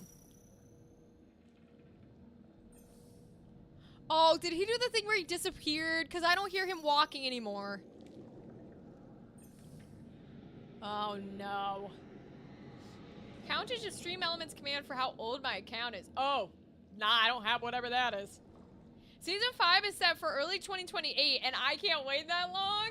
Oh, we get a lot in between, though. He's behind. Don't do Mirrodin? Mirrodin, I swear to God. You are so fucking lucky, Mirrodin. Oh my God, dude. Scare the ever-living shit out of me. Season 4 differs the most from the campaign than the other 3 seasons. Really? So do they not summon the Whispered one in the campaign? Dan, that's me waiting for campaign 4, but to be fair, they give us a lot in between. Like this week and for the next 5 weeks that there's no campaign 4, we're getting a new season of Age of Umbra, which I'm super excited about. Although I don't get to watch it tomorrow. I have to wait until I come back from Anime Ohio. So sad. I don't get to wait till next week. Alright, I think he's despawned and he's gonna show up when we start walking again.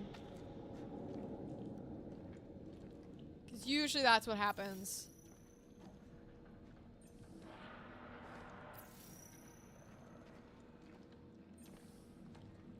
Oh, that's on the other side.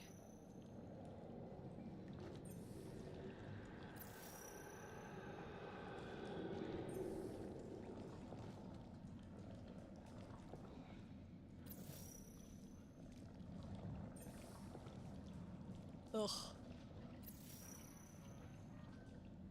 Oh, we can't touch it at all. Oh, that's what it's trying to tell me. Like, the growth is over it. Okay, I'm headed that way.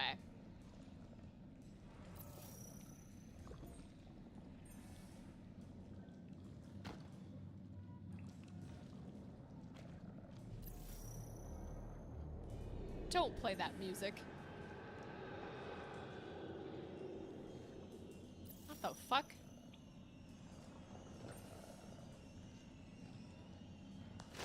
Oh, Jesus fucking Christ. Oh God, oh God, oh God.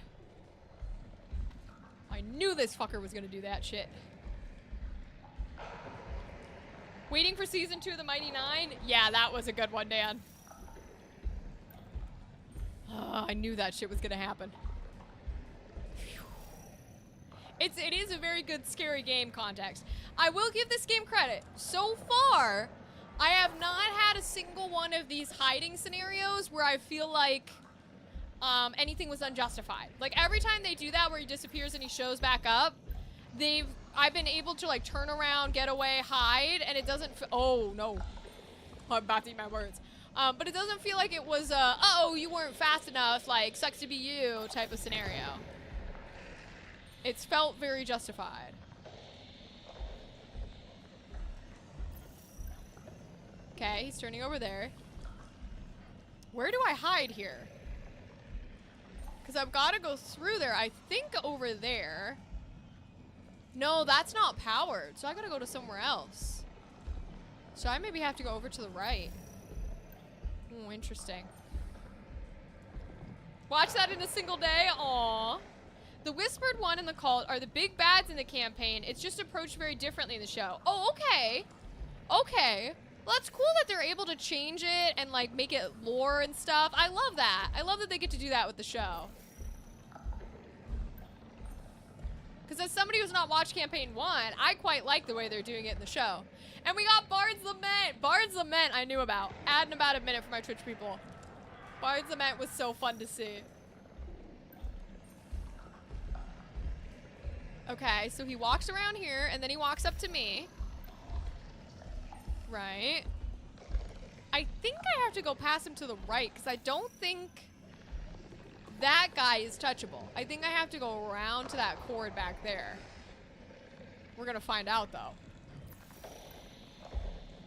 Because he walks over there.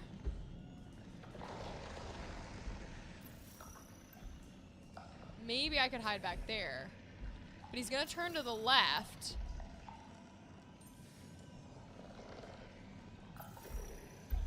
And walk that way. Where I'm assuming I can do this.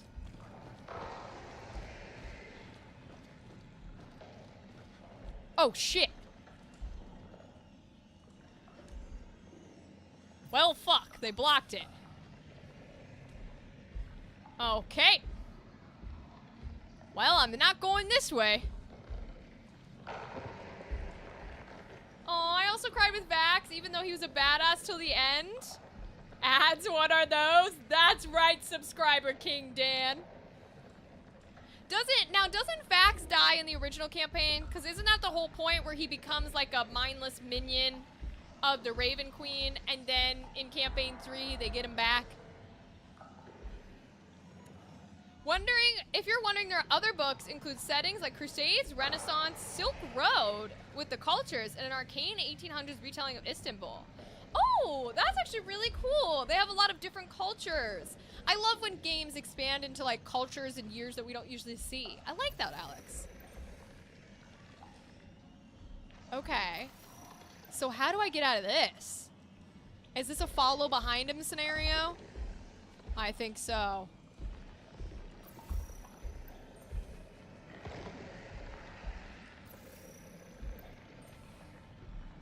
Because I think he's going to turn left and go around that little box in the center. Yep. He goes around this little box.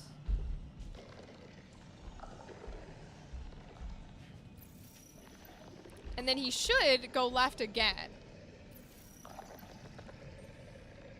And curve all the way around, yeah. Yeah, it doesn't have a power cell. So, where am I going to get this power?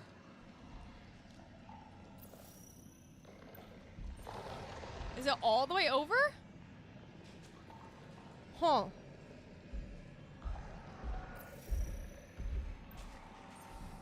Oh, there's no glass there. There's a little pathway through there. Okay.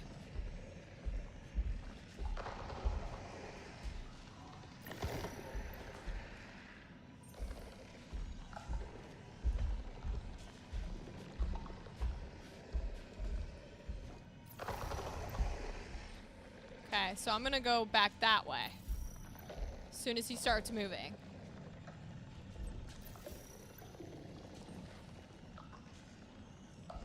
Okay. Go, oh, go, oh, hello? When he doesn't move, it drives me crazy. I'm like, bro, hello? So that guy right there is where I have to change power. Okay.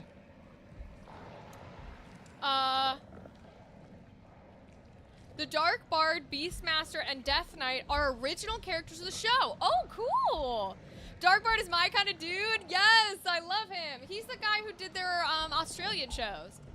Vax dies in both, but he dies differently in the campaign. Okay, okay. Yes, get some sleep, Alex. Thanks for the luck. We'll see you in August, okay? Goodbye.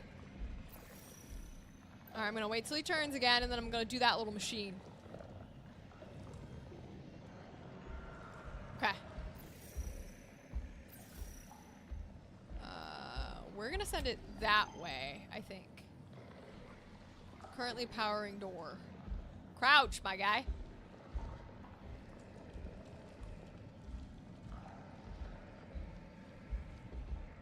Oh, God. Do that while he's not paying attention, huh?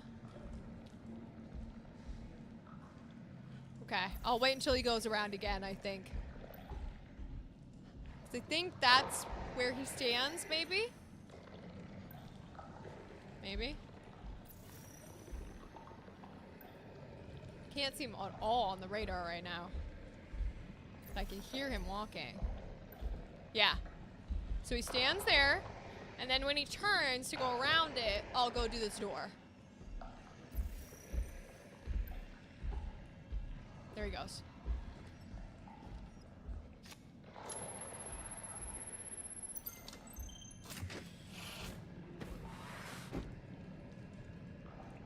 Okay.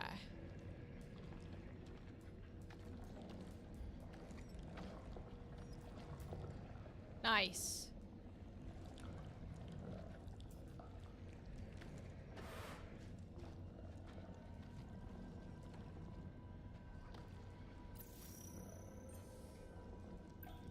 Oh, he's disappeared again. He's gonna pop out again.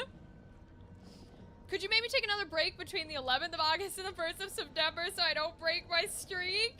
Yo, dude, that's so funny.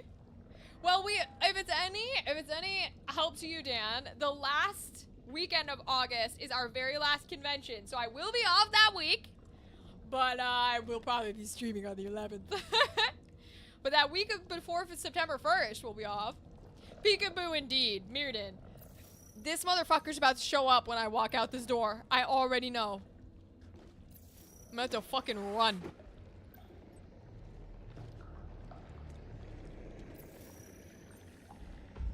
Jeez. Fuck, fuck, fuck, fuck, fuck. Oh my God, that scared the shit out of me, bro. Now he's walking up to the corner with the door. Now he's walking up to the corner with the door. We gotta be careful. Okay, he's watching this pathway. Is he turning at all? Is he only doing that loop? Okay.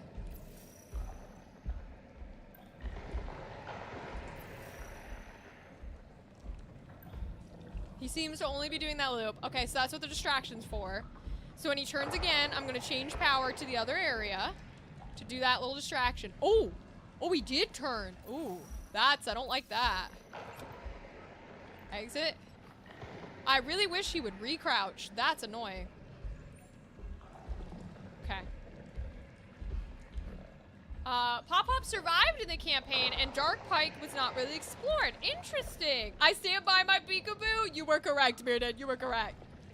It's fine. I watch the VODs to keep my streak up. Hell yeah. Let's go, Dan. Yeah, so the Dark Pike thing, I watched the Vox Machina, like, roundup where they talked about it, and Matt and Ashley did talk about the fact that, like, they wanted to explore that, and didn't get to in the campaign. So that one I heard about. That was interesting. Okay. So what do I do now? Because he has been turning left. I feel like we could get a little closer. Like maybe to that one right there. To the right, please. Like right here. But I don't want to go through there because there's glass. Yeah, I don't trust that for a second. So there's a little thing over there that we can distract them with. That blue wire. Okay, maybe we back up just a tad. So he kind of looks down and then does his little right loop again. Okay, I see.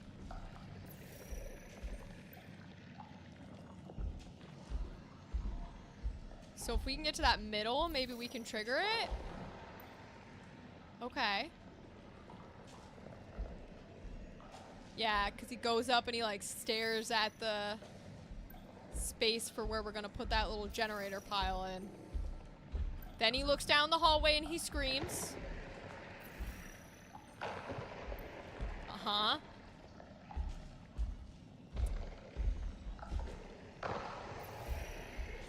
Then he goes over to the left area. I think. Okay, apparently the left area was a fluke. Alright, we're gonna take it. Go! Move! Swear to God, I don't know how to use a keyboard.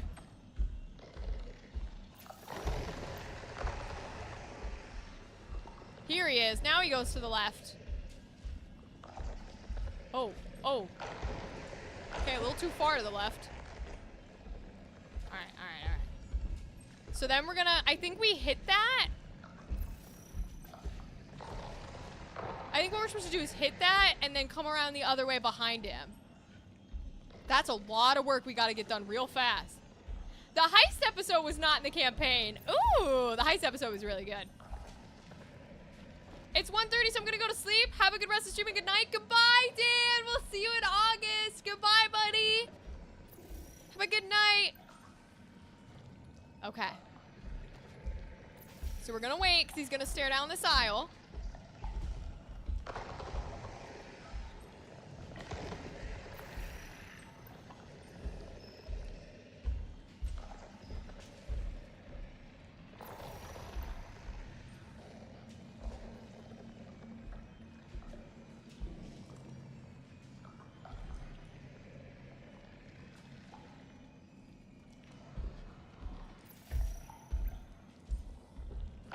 He's making the loop. He's making the loop.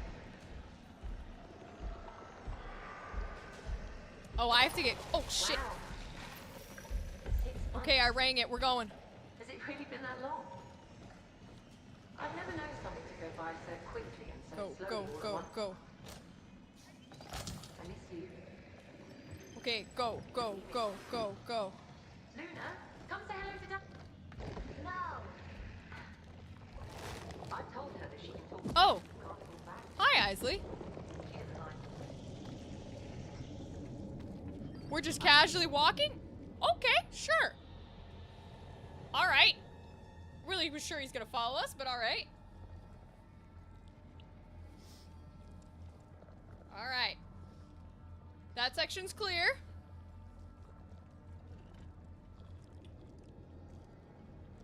Here we go.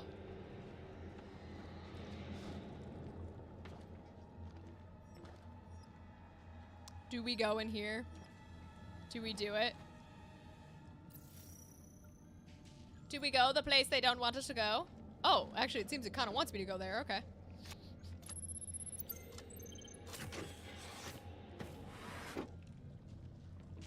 Buttons are not working. Okay. No, it wants me to go that way.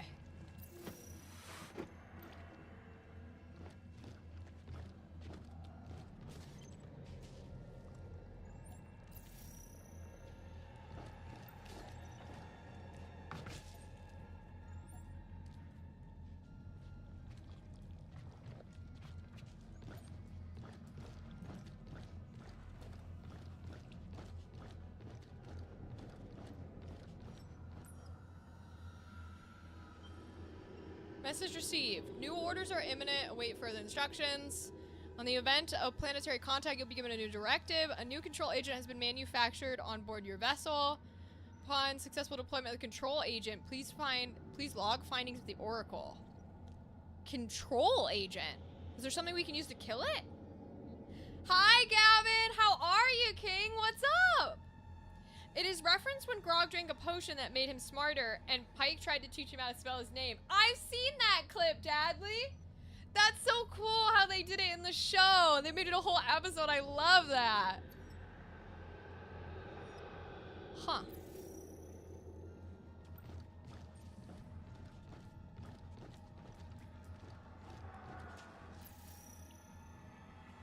Is there anything in here I need to care about? I don't think so. Oh. Personal log from Williams. Here we are, Lamarcus, once more under the breach. Nothing but admiration for you as I do every cycle. Your sacrifice, our sacrifice will be remembered. We may burn short, but we burn bright, and together we will burn forever so that humanity can do the same. I got word that our sequel is nearly finished. Williams 2.0. Our story will be told. Okay. So basically what they're saying is Williams knew that this was a project. Williams knew this was a clone thing. He knew that they were cloning themselves and sending their clones over and over and over and over and over and over and over to die. Here's what I don't understand. If you, as a person, are like, yes, I will mentally agree to do this, you're telling me there's no way you could have found 6 other crewmates who also would have agreed to do this before you put them in the pods? Like, the mission just makes so much more sense if you fucking find people who are willing to send their clones to death. Like, lying to them does not help your mission. It's just so dumb, man. You can find people who are willing to sacrifice their clones for humanity. Like, doing it without telling them is dumb. It's just truly and genuinely dumb. Oh, other way.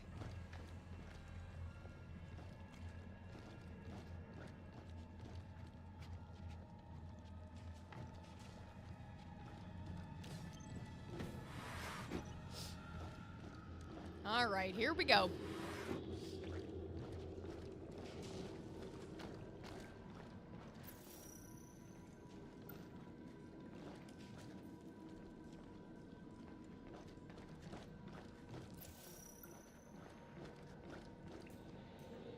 What's this way?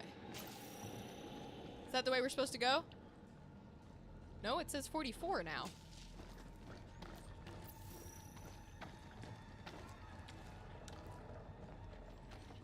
System error. Wow, I'm getting farther from it somehow. Okay. Well, I guess we will uncrouch.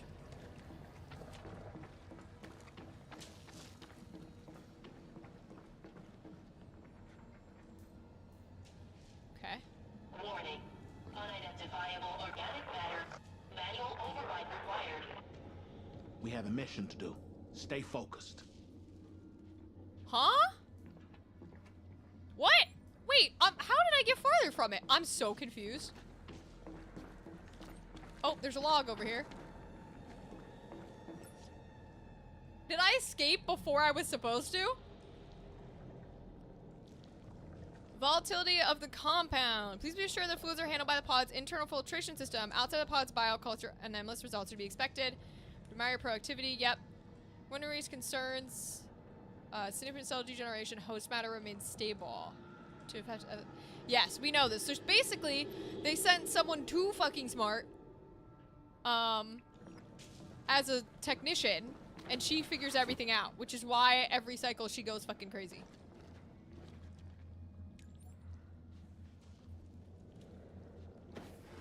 What? Is it in here? Where the fuck was it? I thought I found everything. What?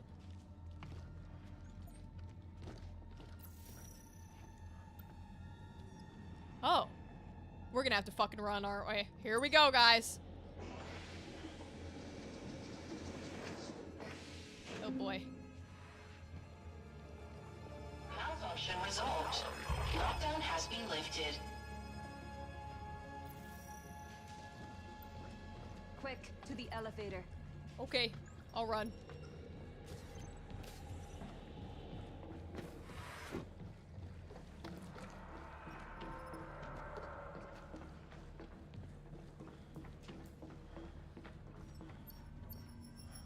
Okay, here we go.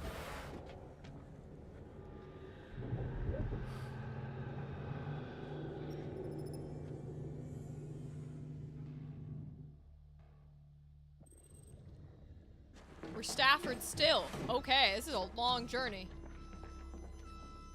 Fuel transfer. Fuel redirecting.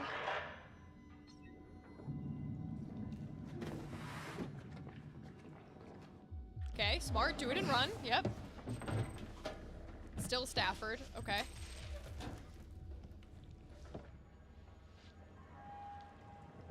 Yay. Oh boy. Fuel cell critically unstable. Urgent depressurization required. Get to the hangar. Oh, her ass is running. Should I be running? I guess we're fucking running.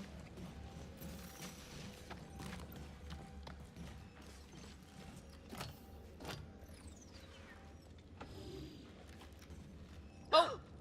What the hell? Should I not have done that? Uh-oh. Should I not have locked her in there? Threats alive. Seek alternative air supply immediately.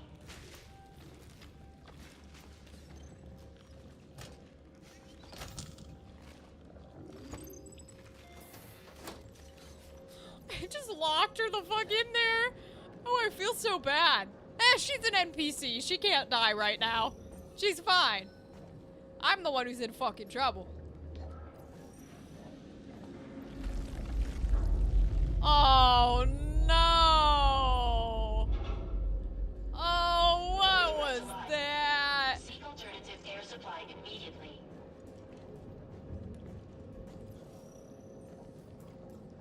Oh, God.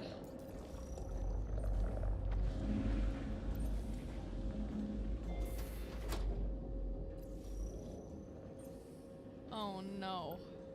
Okay, that door's locked. That door's open. Something over there can redirect the power. This is a really small room, Threats man. alive. Seek alternative air supply immediately. My flashlight does nothing.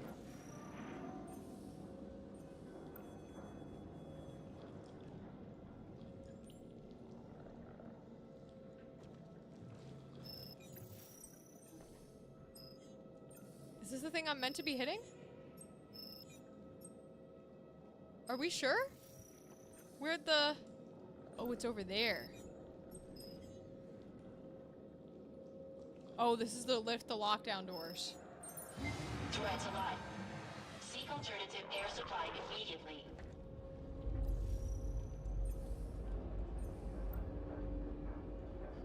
Okay, that's to open the door to get in there. But I haven't triggered it yet.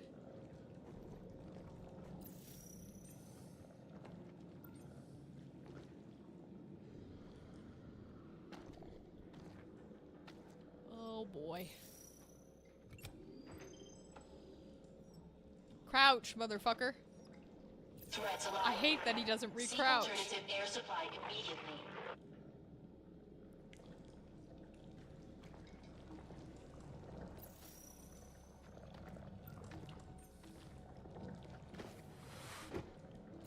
I have no idea where I'm going. I'm just like preemptively doing things I probably should not be doing. Like, why did I open this room?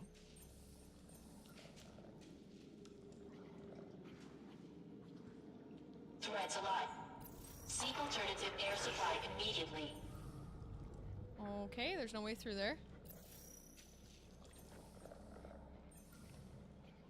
Can I go in here?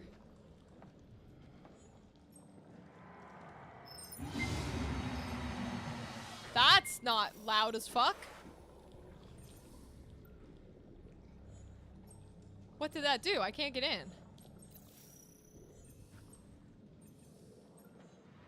Oh, I can go this way? Threats alive. Seek alternative air supply immediately. I thought it was glass on the floor for a moment. Let's close it.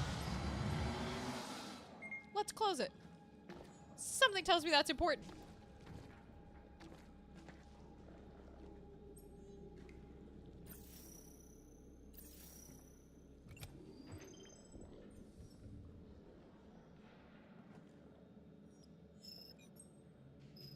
That opens these ones. Okay. Watch me have to go all the way back around because I'm doing this out of order.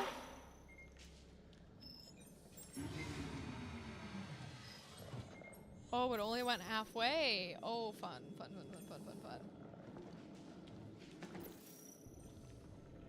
You're gonna make me sidle? Oh, okay. I really would rather not. Oh.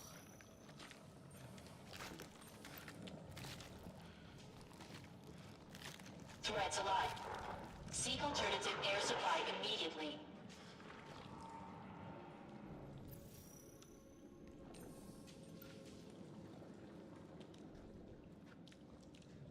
Oh, there's a hole. Oh, there's a fucking hole I gotta crouch through, huh? Oh, no, I can't fit through there. Oh, okay, never mind. Oh, but I can fit through there. Threats alive. Seek alternative air supply immediately.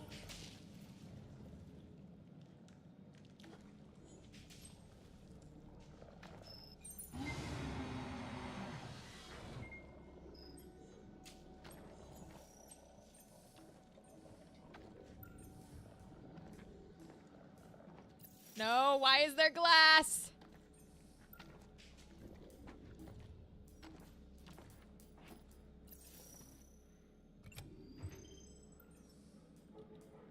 Threats alive. Seek alternative air supply immediately.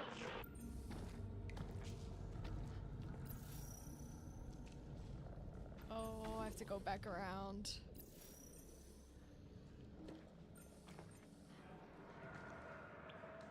Oh, I hate it.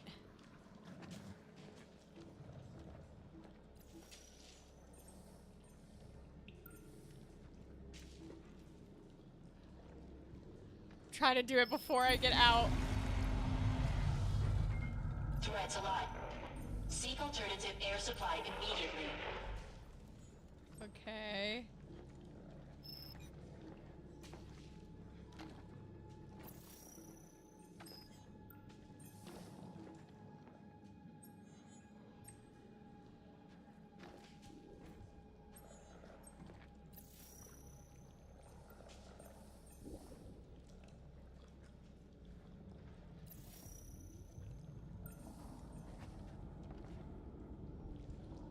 Oh boy. Threats alive.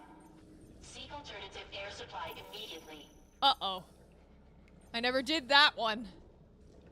Uh-oh.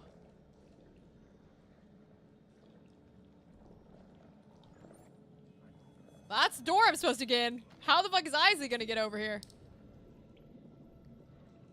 A coin? Huh. Okay. What the fuck? Tutorial. Zero death secrets have entered Seek your alternative story. air supply immediately. Use turning points to track them down and reveal the mastermind behind them. This is late in the game for me to find some sort of secret thing. Jeez Louise, bro. I don't know what that is. I've been a bit up and down the last few days. Haven't really been sleeping much. I've been going over it all in my head, trying to see if I'm making this up. But honestly, it doesn't matter if I believe it or not. Carter was right. This isn't healthy. There are some places here that give me peace. If I sit there and close my eyes, I can almost picture you sitting next to me. I was this close to getting wrapped up in it all. But I'm okay now. I don't know, man. I'm gonna channel my energy into getting back on top of that leaderboard. Carter says I get my stubbornness from you. I miss you, Mum. Ay, ay, ay. The Sims aspect is so interesting to me. Because, like, why send... I know she passed her mental health thing, so they could have known originally. But can't you send a version without her? So she doesn't fuck everything up?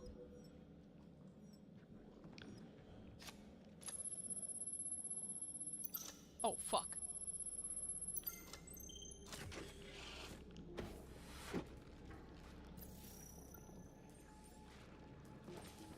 Come on. This way.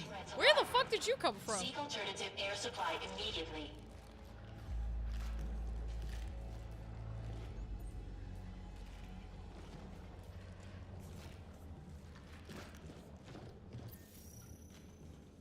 Oh, fully stuck. Okay. Alright, we'll go around. Oh, do I have to go through the tunnel? Is that— no, it's not a tunnel? Okay.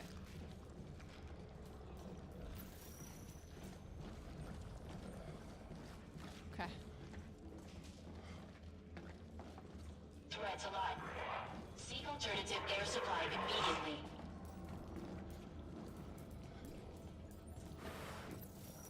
Yeah, okay. Is she coming? Okay, she is actually coming this time. Oh no. No power. Oh. S. Woo!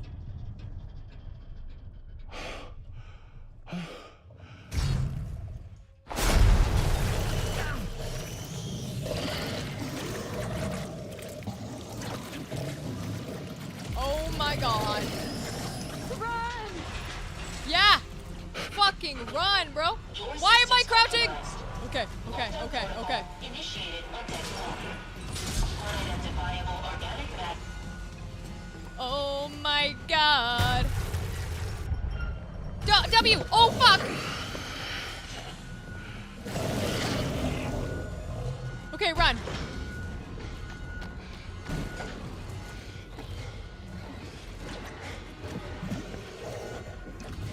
D! D!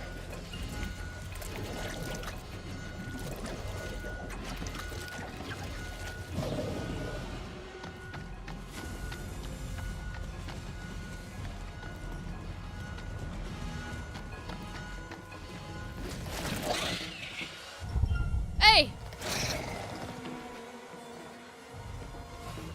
Where are we going? Fence! Now! Oh, okay. Crouch. Go, go, go, go, go, go! Isley, you're in the way! Isley! Isley, you're in the way! Oh my god!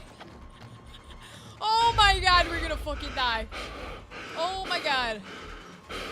All because Isley can't fucking move.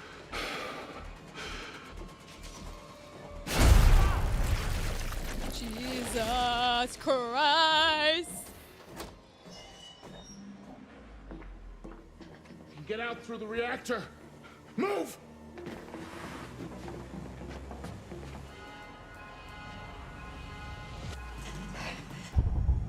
Oh, now I'm Isley? Oh no, not my girl. Oh Jesus. Oh Jesus. Oh, Isley, it's time to fucking run. Overload the reactor. Okay. Okay.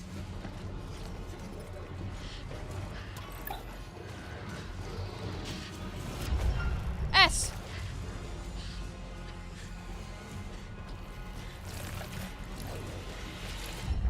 W.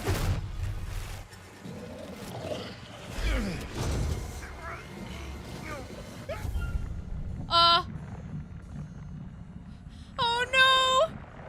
Oh no! Fuck, we'll help him! This was a bad idea, but we'll help him. D! D! Oh, D! Okay. Quick!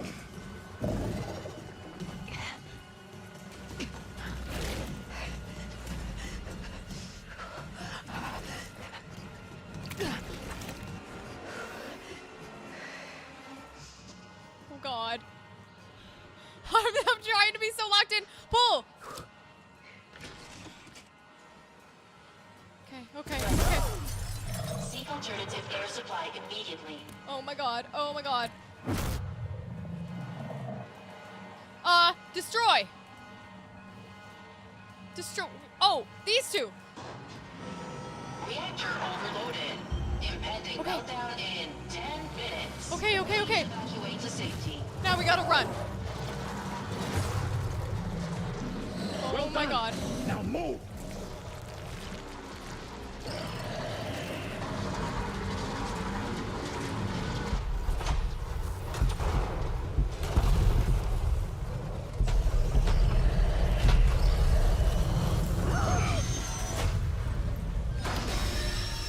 There goes the elevator.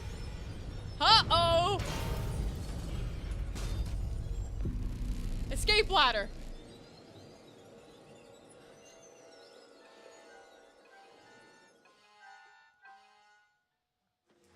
Reactor overloaded. Impending meltdown in Oh my lord.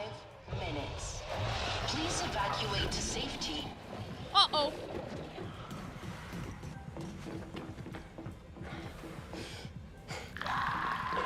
Oh my god. Come on! We need to go! Yeah, we need to fucking run, man.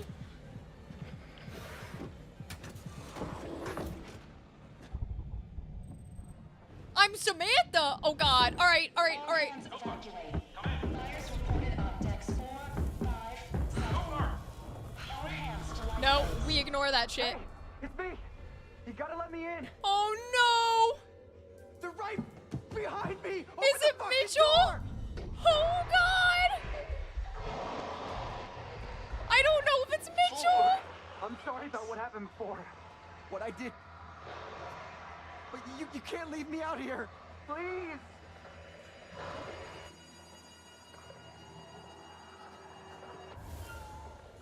Ah, fuck! Ah, fuck! I like Cooper, but we gotta try. We gotta try. That was cutting it fucking close. 3. Oh, we might have just gotten everybody killed. Oh, we might have just gotten everybody killed because they're all gonna go up to the fucking Fuel level. orbiting thing and Mitchell's gonna be an alien. He's gonna kill everyone up there. Oh no.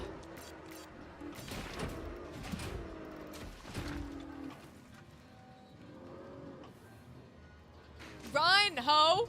Run! Why are we standing here?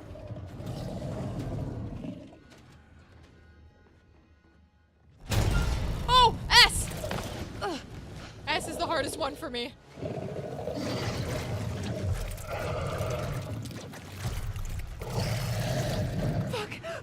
Fuck! D! Oh god. Oh, I'm Brianna. S! 2 minutes. S! A! Okay, we're Stafford.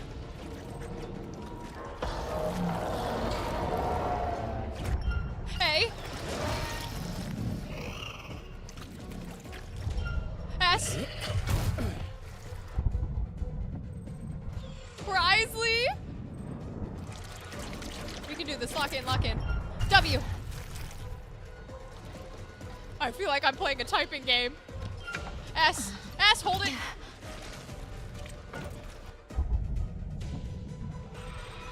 Cernan. We haven't been certain in a long time. S. D.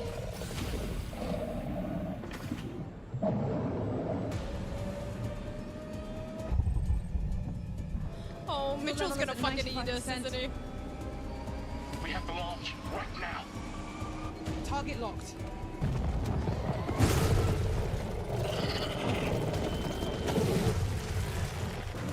Switching to manual control. Oh god.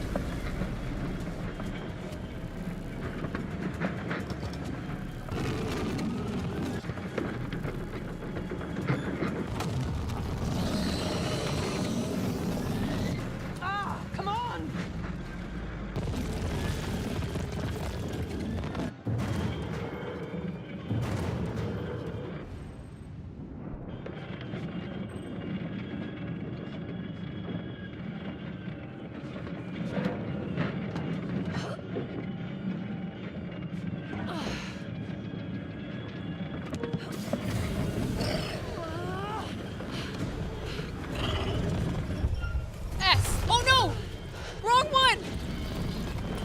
Ah, shit.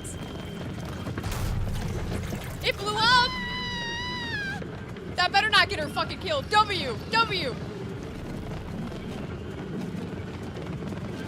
Oh, no.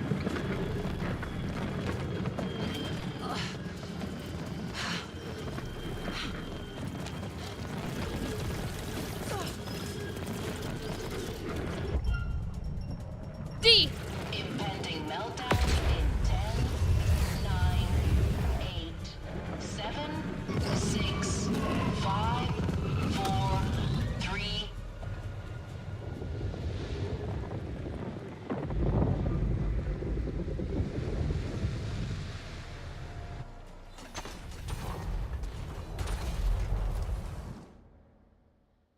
Oh my god.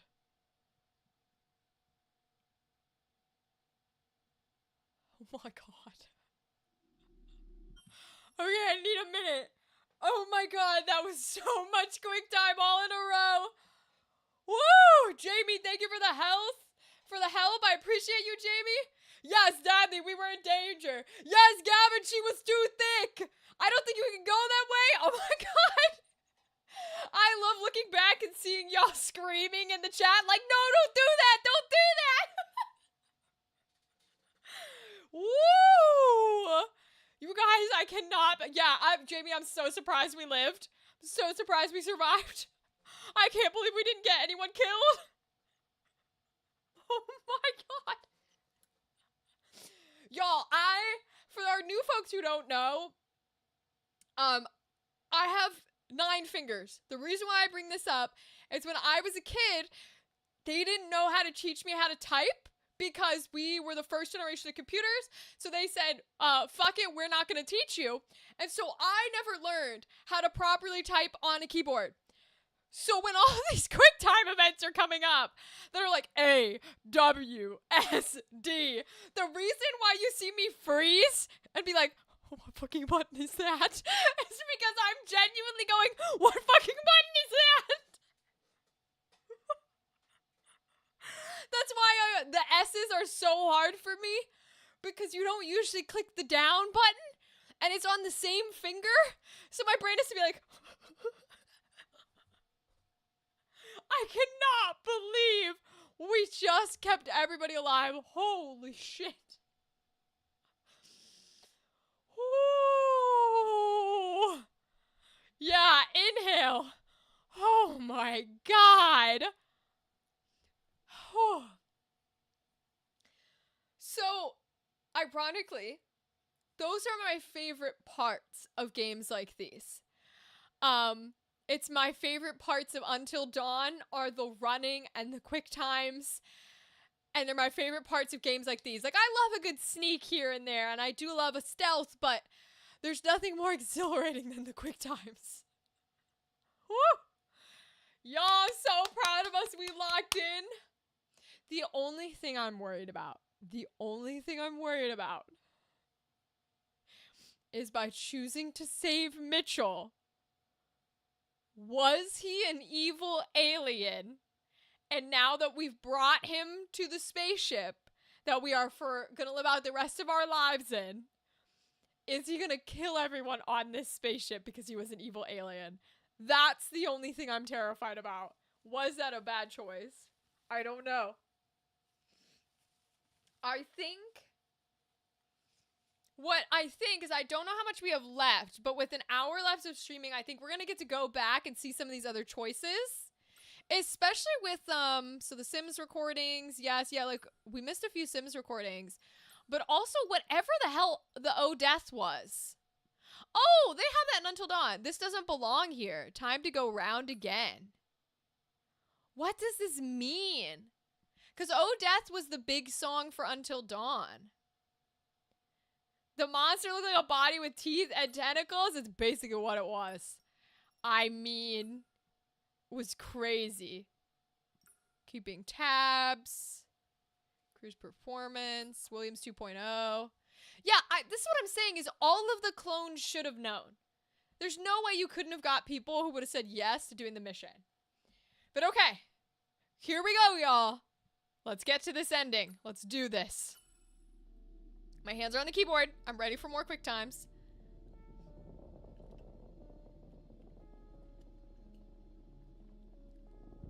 Because we're gonna live out the rest of our days on this little space station.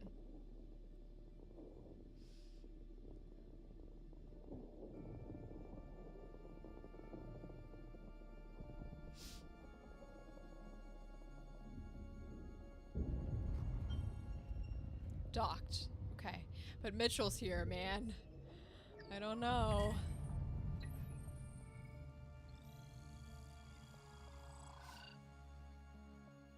Still together. Knew I couldn't get rid of you.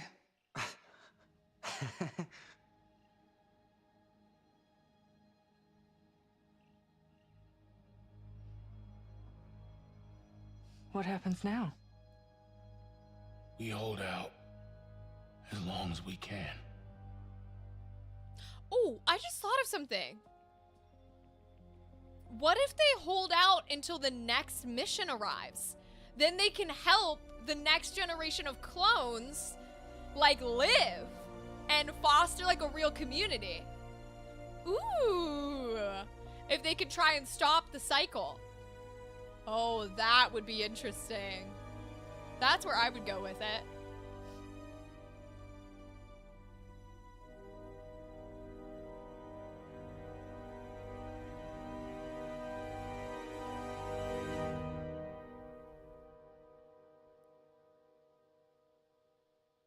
Yeah, if I was one of them, 3 months later, okay, maybe they will.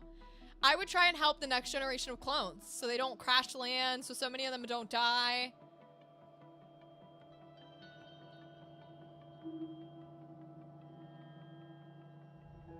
Here we go! Here we go!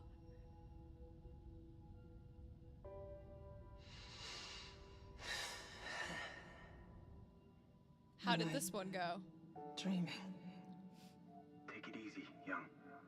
It takes a few minutes for the body to adjust to wake up. Vitals are looking good. Carter's alive! Oxygen saturation 95%. Everything seems to be in working order. This team's doing well. If you don't mind, please look up for me. Excellent. That should do it. Wait, this team's doing Take well. it slow.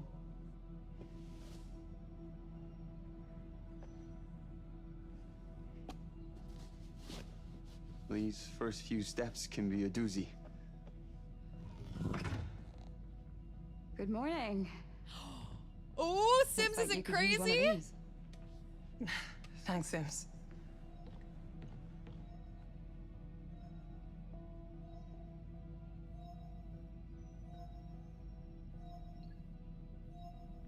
Ooh. Looks like we're on schedule. We're right on top of the marker.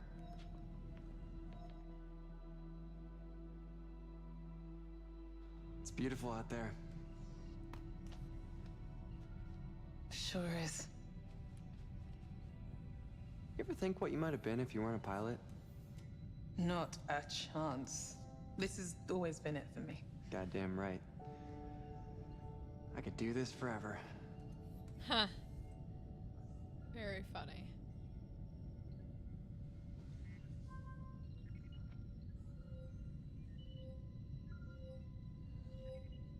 Incoming message. Emergency beacon detected. Oh, no way! No way! Okay, wait, that's a great way to end it. Wait a second! Okay. Okay, wait, that's very cool because they have stopped the cycle. They stopped the cycle because this new My clone only group. goal is to Oh, okay, ensure let's a watch the ending. Let's successful watch the mission ending. And the safe return of my crew. That's my job. But if I had any skin in this game, it would be to get this crew home safely, so we can get you to your new home. If this mission fails, it could spell the end for the human race. And I'm not gonna let that happen. This is a very cool ending.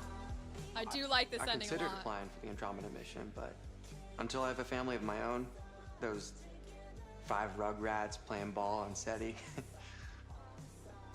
Until then, I'm sticking with Stafford and Young. That's my family, right there. And that means more to me than all the planets in the galaxy. I'm still surprised we got him alive. I don't remember Corinth playing as is him going much. to make Tau Ceti F our new home. We don't know exactly what we're going to find there, but we have the technology and the ingenuity to turn that world around. Science can't solve all of our problems, but it can give us the questions we need to answer. Good night, Gavin! I wish you all 8 wonderful Christmases. I only hope that we can return to deliver you and your families the very best Christmas present of all. A new world. There's no room for human error. Ultimately, if something goes wrong because of the design, that's on me. Wasn't If we because fail, of the it's because design. I have failed. People everywhere have tough times, and now more people than ever before are facing something terrible. I want to bring them hope. We all need a little hope. But also because of its purpose. And despite the distance and duration, it will make me feel closer to humanity somehow. The oneness of it all, you know? Everything is going to be okay. Things can only get better. I've always wanted to fly. The joy of it, the freedom of it. To just take your life in your hands and soar. I think that's in us all, isn't it? At least that's what my dad taught me. But there's more to it than that. When Dad took off for Mars, he told me the whole crew looked back at Earth and pointed to which countries they came from. As they traveled further, they pointed to each continent they were from. Finally, they just saw one Earth. That's always given me hope for us all.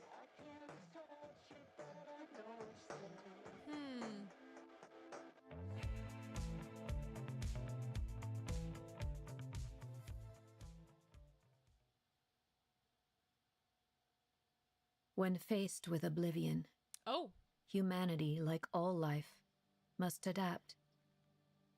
To conquer the unknown, we must weigh who we are and be prepared to lose it all. Oh. The original? What the fuck? Cycle 13 was a significant milestone for the program. That's the cycle we just played. For the played. first time, the life form intercepted the Cassiopeia outside orbit. The clone crew survived the crash and managed to broadcast a message. It was a distress signal. On my orders, Williams deployed a neural control compound onto the planet's surface, but it failed to establish control over the life form. Huh. Given more cycles, this could become a viable path. Williams executed the directive without any of the crew noticing. Interesting. As for the crew themselves, 7 souls escaped the planet's surface.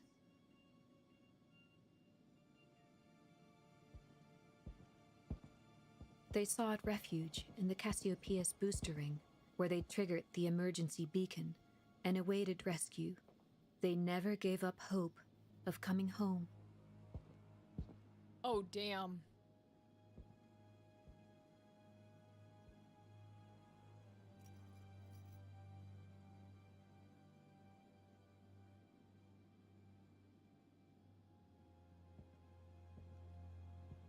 Why is Young in handcuffs? Never forget why you started. I joined this project because I believed it would secure the future of humanity. The more we learned about the life form, the greater our chances of survival. If it could be sculpted into a tool to save humanity, then I had a duty to actualize this. The clone project is our only hope of survival. Eventually, a cycle shall triumph and build a future for generations to come. Never forget why you started, yes. But above all else, never forget where we're going. Whoa.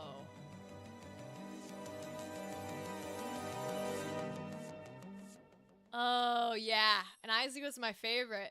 Mission complete! You've completed the main storyline. Use turning points to discover alternate paths, hidden secrets, and new game endings. That was really cool. I liked that plot a lot. I thought the storyline was really good, even if the game had some hiccups that were driving me crazy. Some of the choices I didn't care for, but the actual plot and the story was really good. Thankfully, the Mitchell we saved was not a clone. But Andrew, what that ending was earlier in the game, before we knew that we were clones, we had been given a choice to either send out a beacon that was saying like, hey, we need help. There's an alien here. It's killing us. We need rescued. Or what Directive 8020 technically says, which is send out a beacon that says, do not come here. This planet is compromised. We will die, but we're trying to save you. So we thought we were sending it to Earth, to the ships to come save us. Turns out, because we sent the beacon out, that new cycle of clones, Cycle 14, received our distress call, which means Cycle 14 is going to have a higher chance of succeeding. One, because it has everybody alive currently. Nobody's gone crazy. It hasn't been hit by an asteroid, etc. We were kind of like an odd run. We were an odd cycle where we got hit way earlier than we were supposed to. And two, they're going to see a distress beacon of themselves way early into the process and be able to start figuring out all the cloning shit and hopefully survive better. Yeah, lots of lore, Dadley. Go Schumacher, we did it. We completed another game. I really like the ending because I was wondering this whole time. I said it in an earlier stream. In an earlier episode, I said, why is Isley narrating? If we get Isley killed, does the narration change? Now, we know that they're clones, so the narration wouldn't need to change, but the question would still be, why is Isley narrating? And I love that they answered it at the end to be like, Isley's the one who, like, runs the fucking project. She's the one sending Williams all of the codes to be like, do this, do that, do this, do that. She's the one to try. That's so interesting. So interesting. I really, really liked this. Yeah, not a clone. We're good here. Okay, I want to play some of these alternative endings to see what we can get. Let's go through them. Okay, let's go back to the first one because apparently, supposedly there is a way to keep Carter alive. Because we got Carter dead instantly. I don't know how the fuck you would get Carter alive. It must be up here. Apparently meeting the Oracle does something, I guess. Interesting. The Caretaker versus something else. Disaster. Secured ongoing repair. No, it's got to be here. Because I remember saying, if we didn't save Sims, would Carter still be alive? I bet this is it. Yeah, look at this. Look at this. So we'll still get chased. But I bet we live instead of... Okay. So let's go back here. Let's watch some of these and see how it goes. This is so fun. I love getting to see all the alternative options. Okay. So back from the beginning. The breach. Let's see. Well, let's make sure we're saved. Do I need to like save anything else or will it count as a... Oh, turning point. 0 death. 0 death secrets unlocked. 0 death secrets have entered your story. Use turning points to track them down and reveal the mastermind behind them. Okay. Yes. Okay, if I go back, it shouldn't change the original, I don't think. Okay, so we're going to do this. We'll revise your ongoing story path. Well, no, I want them all saved. How do I... T? Turning points are your guide to tracking progress throughout the game and exploring different branches of the story. Rewind to previously turn points to switch story paths and experience different outcomes. You can always switch back to your previous story path. Okay. Experiment with choices to see what happens, and different characters live or die, or unlock alternate characters' destinies. You can use turning points to track secrets. Look for the secret symbols on the chart to see how many you've collected. Okay. So I will get to switch back. Okay. Alright, as long as we can switch back. So, where's the... Oh, so this is the secret symbol. 7 out of 8. Okay. Here we go. Yeah. See what the other choice gets us. Should we consult the Oracle? So what happens if we say no? Let's say Quicker no. to fix it ourselves. If this is as serious as it sounds, we need to get down there now. Can't argue with that. Okay. Lead the way. Okay. Very simple. Very simple. Okay. So we got that little one. So we'll switch back to consult. Because we want to stay on You're our right. main one and see what they do. It would be smart to get... Okay, so let's check.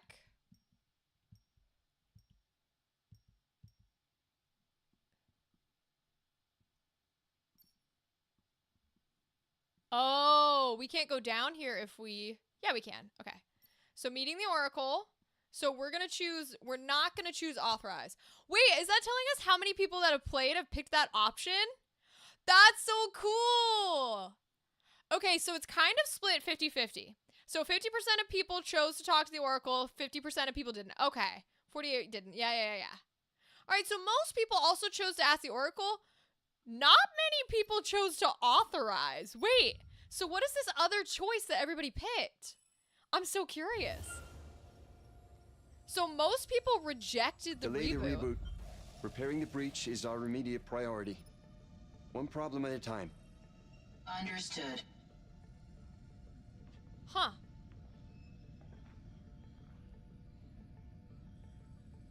Come on.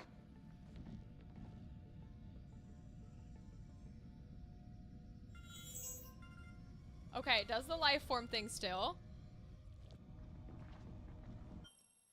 Interesting. Wow, 88% of people rejected the reboot. Okay. Very intriguing. Is that the death one, maybe? I don't know what that little... I don't know what the compass symbol means. Those are the Sims. The little papers are the secrets. They're Cassiopeia and all this stuff. Oh, the deaths. Okay. I don't super care about those. I want to see all of the turning points because I want to see if you can keep Carter alive. Let's try this. This is fun.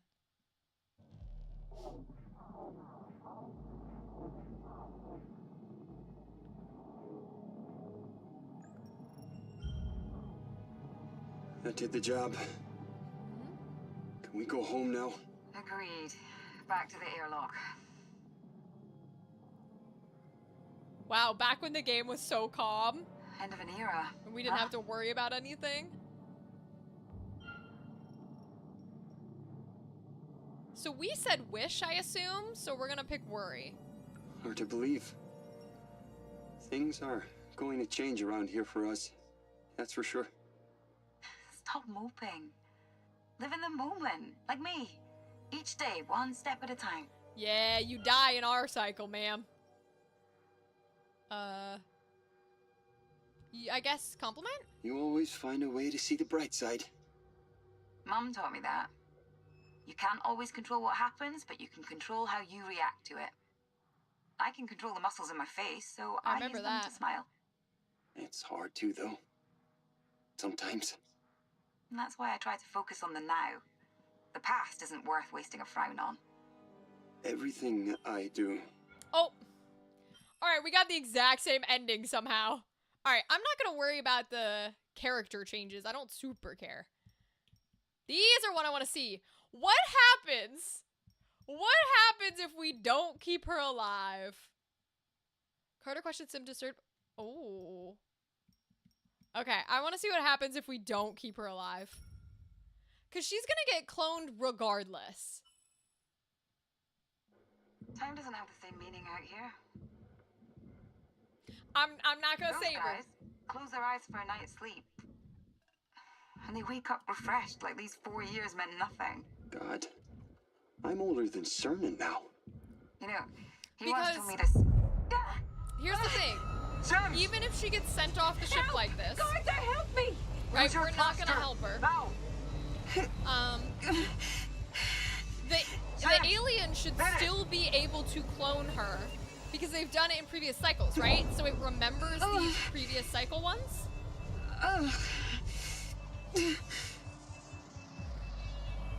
Catch me, catch me! Nope. You're gonna go off into space and die in space. Goodbye. No! Bye, girly. Yes, Evie. I can come get you. It's too late. No, I can do this. Carter, listen to me. By the time you fuel up, it'll be too late.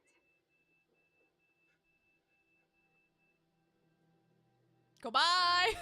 I can't reach you, Sims. At least you didn't get eaten by a monster. You just die You're in out the of reach. lonely void of space.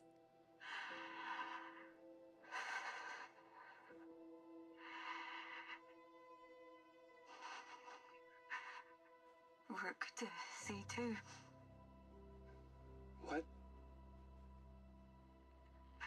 Rook to C2. Checkmate. It'd be funny if she could grab onto this thing. She could be alive when we get the crew out. Just stay with me. Oh, this is supposed to be so emotional. Stay with me. I'm here. I'm scared. Me too. Hey, Carter. Good luck.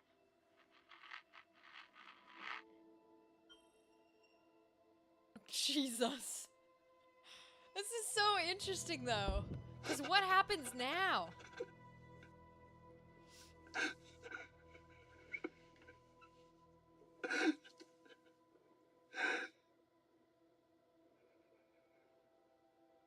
So if we let her die, there's still going to be a clone of her, no? Because it has memories from the previous cycles. Has bodies from the previous cycles.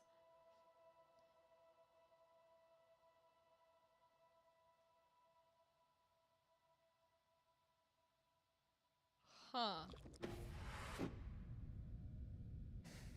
Okay, he goes in by himself. Repair the hull breach. Check wake-up procedures. Lock the...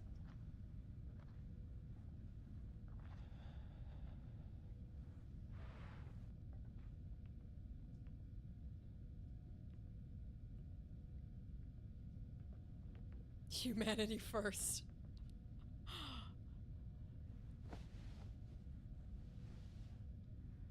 Aww.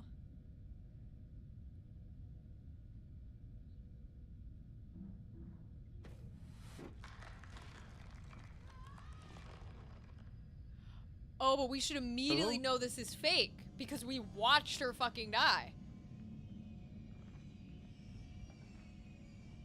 Oh, interesting. Okay, wait. I'm curious how this goes now. Right, because in this cycle, she dies. 30%. Yeah, I know most people are going to save her. It's the beginning of a game, man. Choose joke and playing tricks. We'll have to check that one. But either way... Oh! So either way, we're going to lead to chase. Although there's two options here. Approach or run. I mean, we're going to run. We'll let this play out here so we can see the run one. But... we're gonna fucking run. Where does it want me to go? I ain't approaching no disturbance.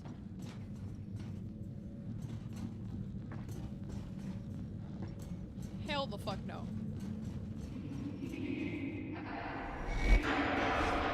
Hello? Luna? We go where it tells me to go, and then we run. Oh my god.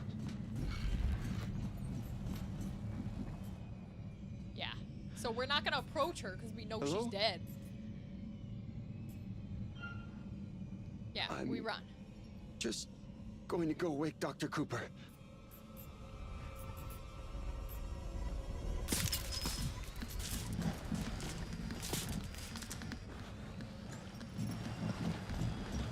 Oh, I guess you could get him killed here. Never considered that. But I will run.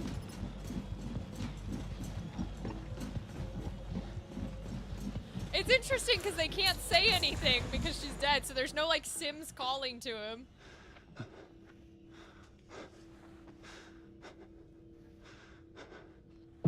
Oh, oh. Okay.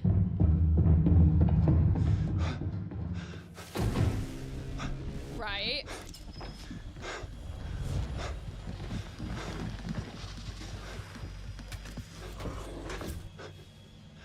Interesting. Okay. Then we hide. Yeah, yeah.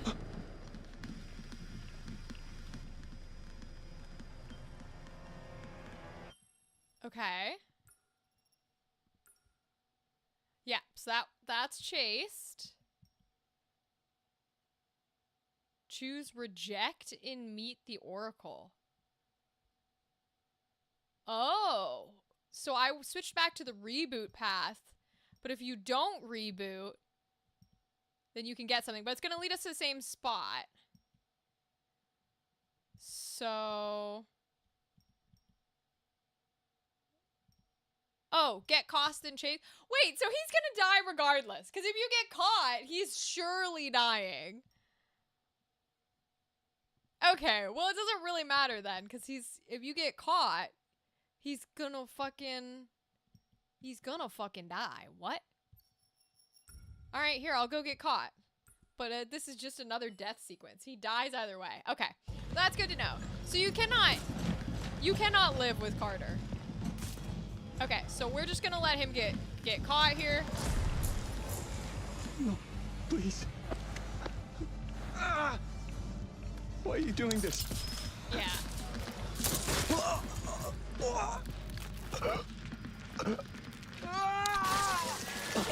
Oh, nice.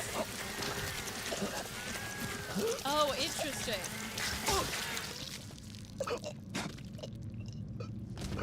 Nasty.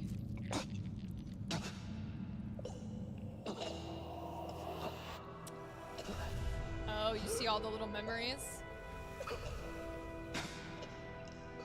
Interesting. Okay. So those are the two deaths.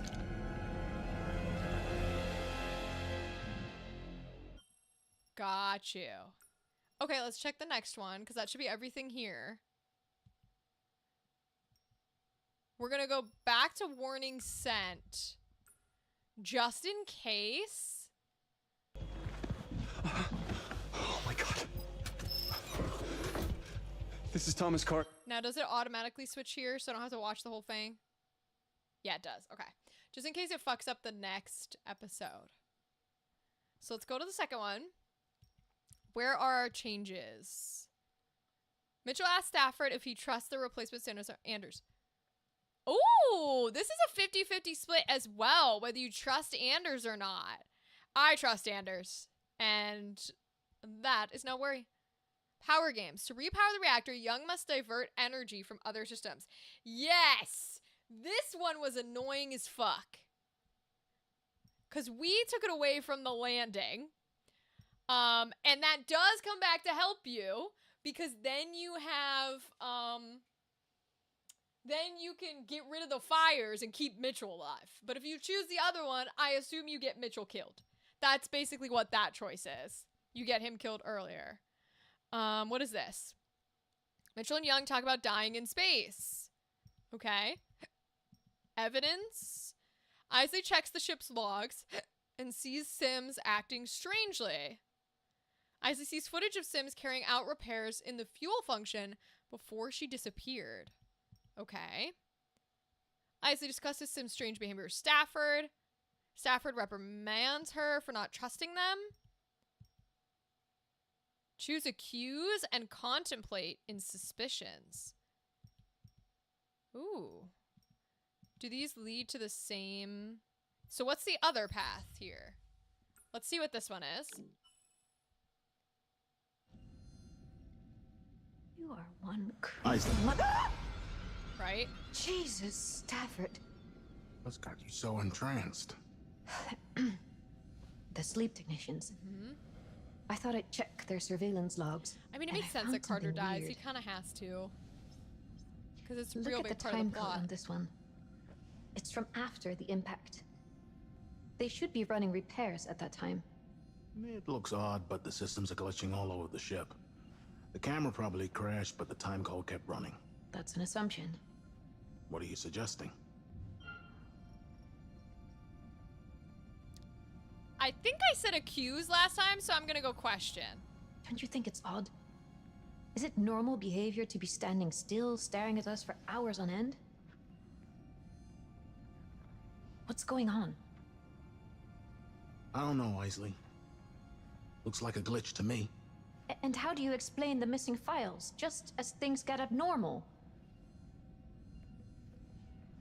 We don't know how bad the systems have been damaged. We have to consider the facts before jumping to conclusions. But the facts are right here, on this tape. Yeah, and she was right all Commander, along. we're coming up to the marker now. We need to prep for boostering detachment. Confirmed. Thanks, Young. Isley, you're the last person I need to remind how important this mission is. I can't have you distracted by paranoia. I need you on point. But, sir... What more do you want?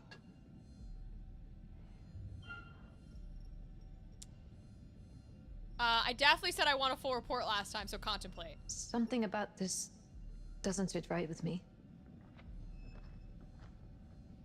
Have you heard from Sims? I'll speak to them, don't worry. I just think it's worth getting in touch with them. Directly. I'll need all hands on deck for the detachment. Especially my second in command. Do you mind if I speak to Carter and Sims? I'll talk to them, trust me. Okay. Not too much of a change there. Screw it. Yeah, because she still goes to choose to do the thing, yep. Pumps are clear, so you should be good for the burn. Unless she's... Okay, so that's a pretty similar one.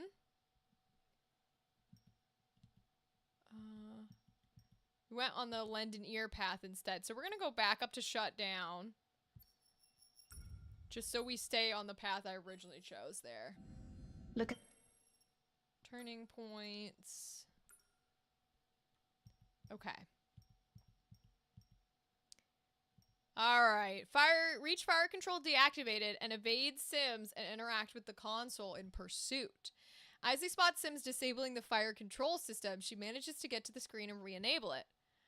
Get caught by Sims before reaching the console in pursuit, or miss interacting with the console before reaching decompression. Oh my god, that's an option? I'm surprised I didn't seriously miss it. That's crazy. Okay, that's really crazy because that's something I could have missed. Attempts to blast her out of the airlock. Okay. Choose plead. Isley is too shocked to speak or threaten. All of those are going to lead to the same thing. And then wait. Okay. Check episode 3. Escape. Cerna makes it to the control room, successfully evading. Get caught. Okay, so that's a death. Isley remains committed to mission success. Prove Isley's sympathetic trait. Spectate and concede. Okay. Stafford assures Sims they can still work things out. Improve Stafford's resolute. Okay. The crash. Yeah, we experienced the death because I was a little mad about that one. Get to landing computer restored and choose reboot computer in crash. And get Stafford back to his chair. Get to landing computer restored which... That's a lot of choices. Okay. Debrief. Cooper is slow to inject Williams, increasing the risk of brain damage. Inject Williams in time. That really did not matter.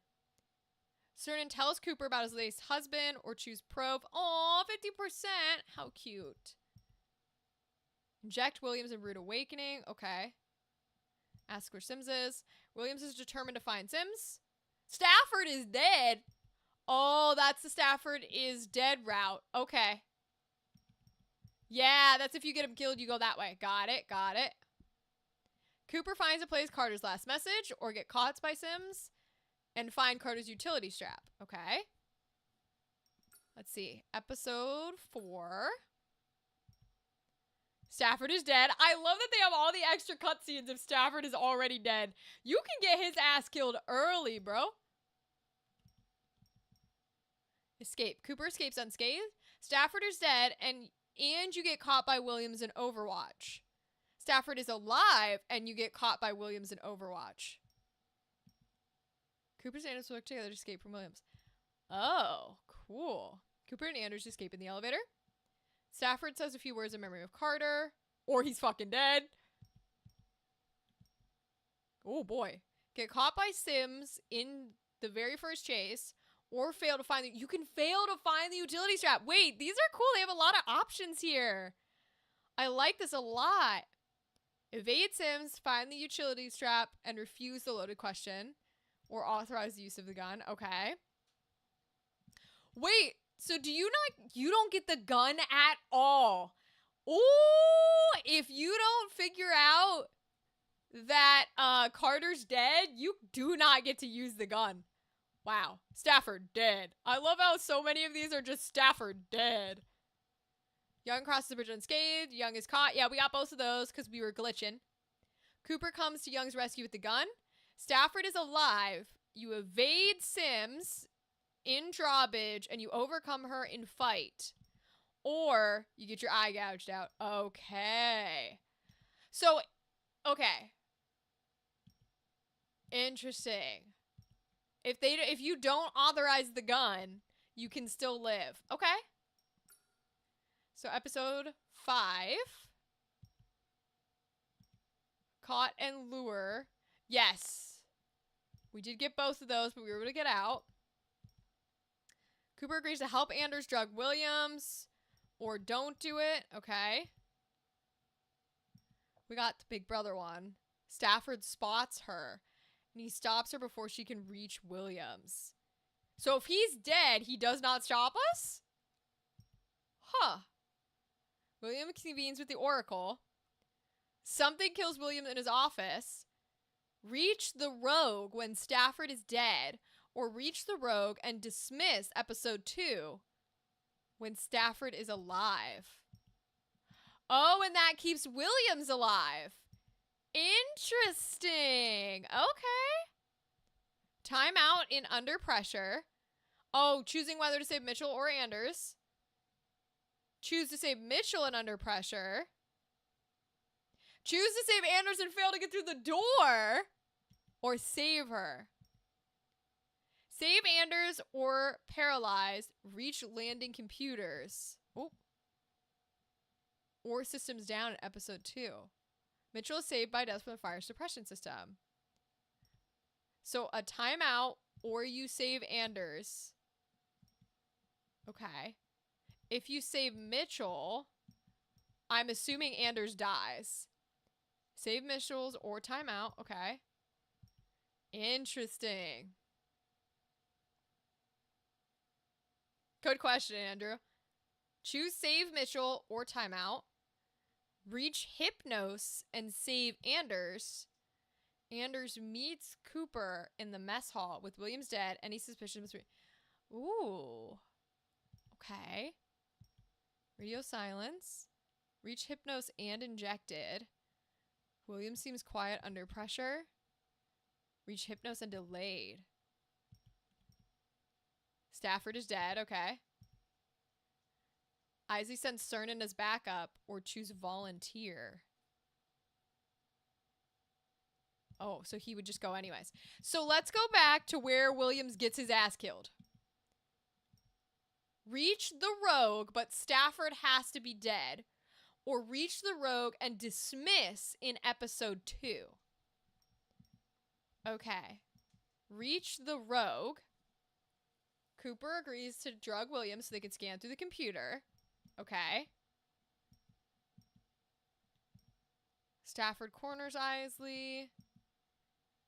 Okay, so we have to go all the way back and either kill Stafford or pick dismiss in episode 2. Okay, so let's see. Episode 2. Pick dismiss. Lose Sims in episode 1. Okay. Disapprove. Where's dismiss? Deactivate fire control. Trust.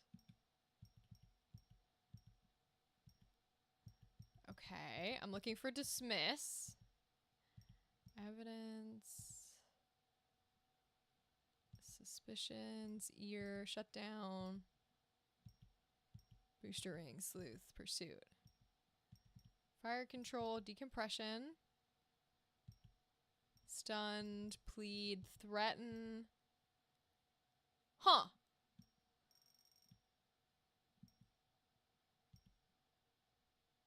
This is trust. So maybe this is dismiss? Let's try this. Let's see if this gives us dismiss. If not, we'll kill Stafford like we did originally. And we'll see if we I'm can the keep luckiest Williams commander alive. in the Corinth ranks. We're the best team I could have asked for. There's no other crew like us. It's a real shame we lost McNamara. A damn tragedy. What's your take on Anders? Bit of a late replacement, huh? You trust her? No, this is trust and doubt. I trust the Corinth recruitment process. Oh, no, dismiss. Okay, McNamara cool. was the best. Anders is a close second. Especially given Cooper's seal of approval. Sure. I guess so. Isley. Okay.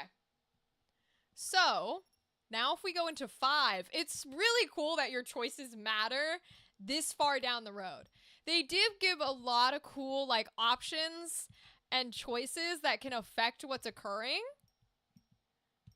Okay, so we did the rogue and dismiss. And I like that it's not just, hey, if this character's dead, you go on this route. Because we're keeping Stafford alive, and we have to make a specific choice with him in order for him to trust Cooper and Anders so that they can get away with their thing. Or he's just dead, right? But this is cool. I really like this option. Okay, so let's do this one. See what happens if Williams is alive. Are there any further instructions? Until communication is restored, there are no further directives. Please file your personnel reports for this cycle and continue monitoring. Oh, for this Very well. cycle! Prepare the compound for planetary launch. Wow, I didn't notice that the first time. Mr. Williams. Oh! We still get eaten by the creature? Son of a bitch. What? Many options, but I thought we did this one. Reach the rogue when Stafford... Reach the rogue and dismiss. We're at the rogue. Huh? Yeah, there's a lot of options, and I like all the options. Oh, I didn't switch it over to the dismiss path. Apparently, I had to let the cutscene fully go through. My bad. I trust the Corinth recruitment process. Okay. If McNamara was the best, Anders is a close second. Especially given Cooper's seal of approval. Sure. I guess so. Isley, we're almost at hydroponics. Head over when you're done. Okay. I had to let it fully play out. Okay, remind me why we're here? Because now we should be okay, right? Yes, now the bottom path is lit. Okay. So episode 5. Let's see I want to see what happens to the story if Williams is alive, because Williams is the only one who knows about all the clone shit ahead of time. So is this going to change when we learn? That's what I'm curious about. Let's see. Let's find out. Are there any further instructions? Until communication is restored, there are no further directives. Please file your personnel reports for this cycle and continue monitoring. Very well. Prepare the compound for planetary launch. Of course, Mr. Williams. What? I don't understand. Son of a What the bitch. fuck? How do we keep getting the wrong one? Reach the rogue and dismiss in episode 2. What the fuck is happening? Is it not saving our dismiss? Why the fuck isn't it saving our dismiss, bro?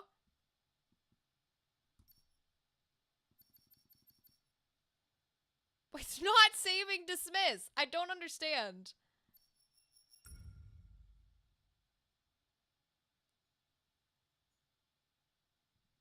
Yes. Okay, I'm just not gonna touch it. I'm I just not gonna trust the touch current it. recruitment process. Maybe this works. If We'll try McNamara it was one the more best, time. Anders is a close second, especially given Cooper's seal of approval. Sure. I guess so. Isley, we're almost at hydroponics. Head over when you're done.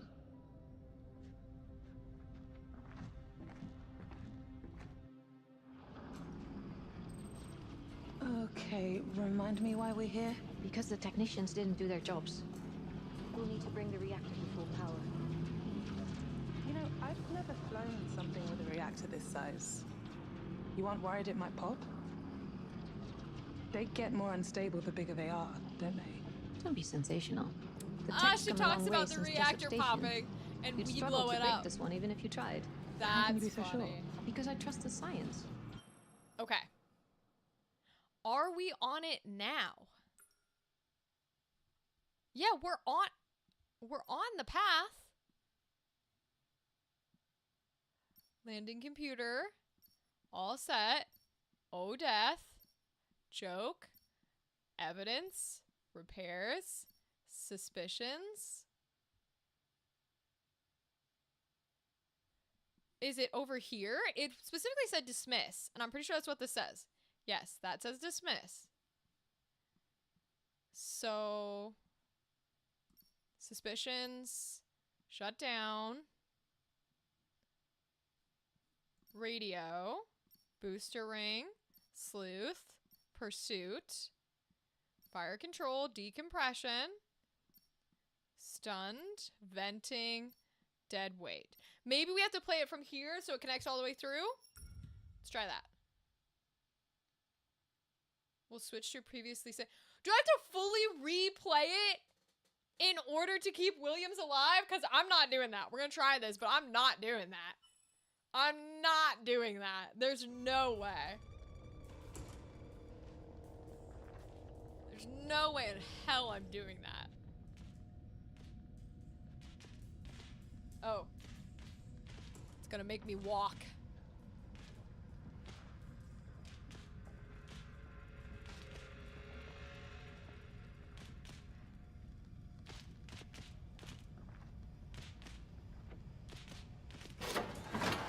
Yeah, and we find him in here. We can look up.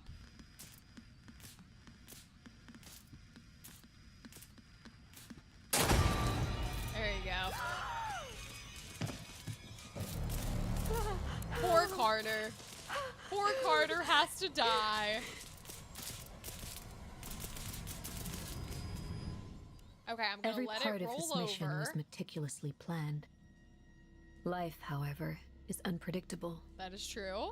Whatever factors lie within our control, the universe always has a plan of its own.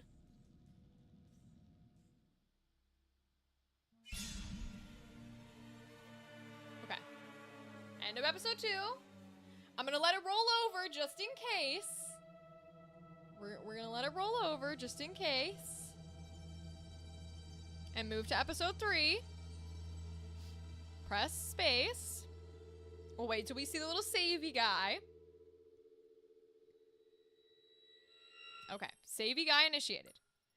Are we on the path this time? No!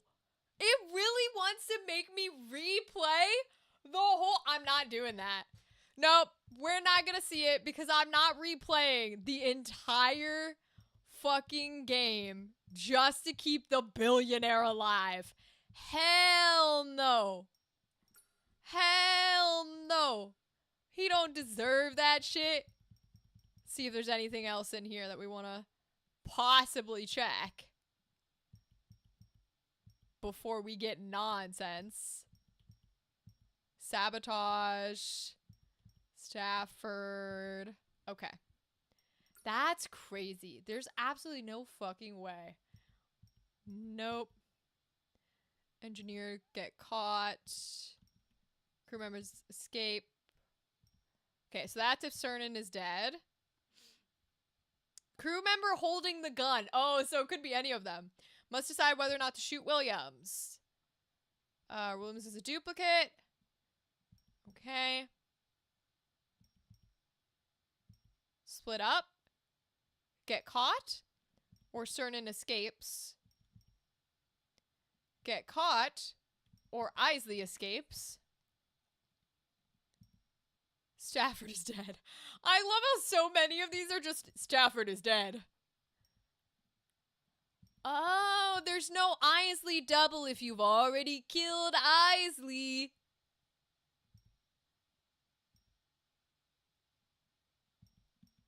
Isley interrogated. Most people did the test. Word of advice. Which Isley? Only 50% saved the right one. Hey, remember that choice where I was like, this choice is fucking stupid. How would you know which one is her? Yeah, only 50%, baby. Only 54%. Okay. Jesus. Choose shoot newcomer. Timeout. Oh, so there's a version where it's Cernan. Oh, interesting. There's a version where it's Cernan. Okay, very cool. Overcome the life form, or he fucking dies. Have fewer than 3 playable crew members alive. Holy shit. Okay, so if you only have 3 people left in episode 6, I think your game just fucking ends, my guy. That's crazy work. To have your game just fucking end. Wow. That's... I guess I'm not the worst I could be. Ooh, baby. Stafford and Isley are dead. Stafford is dead, but Isley's alive. You shoot somebody. Choose the lead. Choose follow. Improve Isley's traits. Okay. Yeah, we don't care about improving traits at all. Get to gutted. Have 4 or more playable crew members alive. Wow. You can get a lot of these fuckers killed, which is good. That's the point of the game. Stafford is dead, but Isley's alive. Stafford and Isley are dead, or Stafford does Isley, but you step down. Oh, because Young won't do it. Choose Warren in the call. Right, that'll change the ending. Okay. That was 6. So what's 7? Find the Anders imposter. Oh, yeah, because she said there's a thing with stalactites and we trusted her. Okay. Young said, come rescue us. Oh, because Mitchell could be dead from the fire. I see. Versus Mitchell accusing of complicity. Okay. Get caught in the pod room. That means Young would already be dead. Oh, it won't even let me go down, huh? Okay, there we go. The hunt. What's this? Okay, it just didn't let me click it. That's fine. Caught by life form. Get caught in geoscience. Okay. Progress your story. Yep. That's what happens if you get caught. Get caught in the pod room. Okay, so these are all deaths right here. But instead, Cernan lives because we're awesome. Survivors head to Bridge. Cernan is dead. Evade the life form and find Anders' imposter. Or evade the life form and find the real Anders. Oh, so you come back with the Anders imposter. Oh, damn. You get everybody killed, huh? That's crazy. Oh, here's the Williams is alive segment. Save Mitchell and find the Anders imposter, or find the real Anders and save her. Interesting. Again, I'm not replaying it just for the billionaire to live. Not happening. What is this one? Improve loyal. We don't care about that. Choose our survival is more important. Or our humanity is more important. Yes, the survivors watch the message. Uh-huh. Save our souls. Yep. Thanks them for their sacrifice. Certain is alive and you go for philosophical. Nope. We go for engineer. Humanity first. Okay, instead of the ring. First time they said they spot the booster ring. If they can reach it, it offers an escape from the planet. Ooh, yeah, you get a good chunk if Williams is alive. Okay, I could see why if you were gonna... You could be the billionaires. Yeah, literally. I could see why you... If you were gonna replay it, that is the one significant change that I would make. Is I would see this path. Because there are a lot of options if he's alive. And I will bet it's because he tells you what's happening way earlier. Replays it for all the dead Stafford scenes. Honestly, that might be the funniest shit ever. If you don't replay it for the billionaire, you just replay it for dead Stafford. We almost had that game. We almost had that game with dead Stafford, which is kind of hysterical. I gotta be honest. Oh, it fucked all the way back down. I hate when it does that. That's so funny that we really almost had that game, bro. The mission crew members redirect or backup died. Oh my god. Only Anders, Mitchell, or Williams remain in the hangar. That's a hell of a crew. Can you imagine if your only people left alive are Anders, Mitchell, and Williams? That's a horrible crew. You might as well just let the thing take you. Like, what? You might as well just let that thing take you, bro. Jesus. Because that's a horrid crew to have. Horrible, horrible crew. Both mission characters from Redirect died.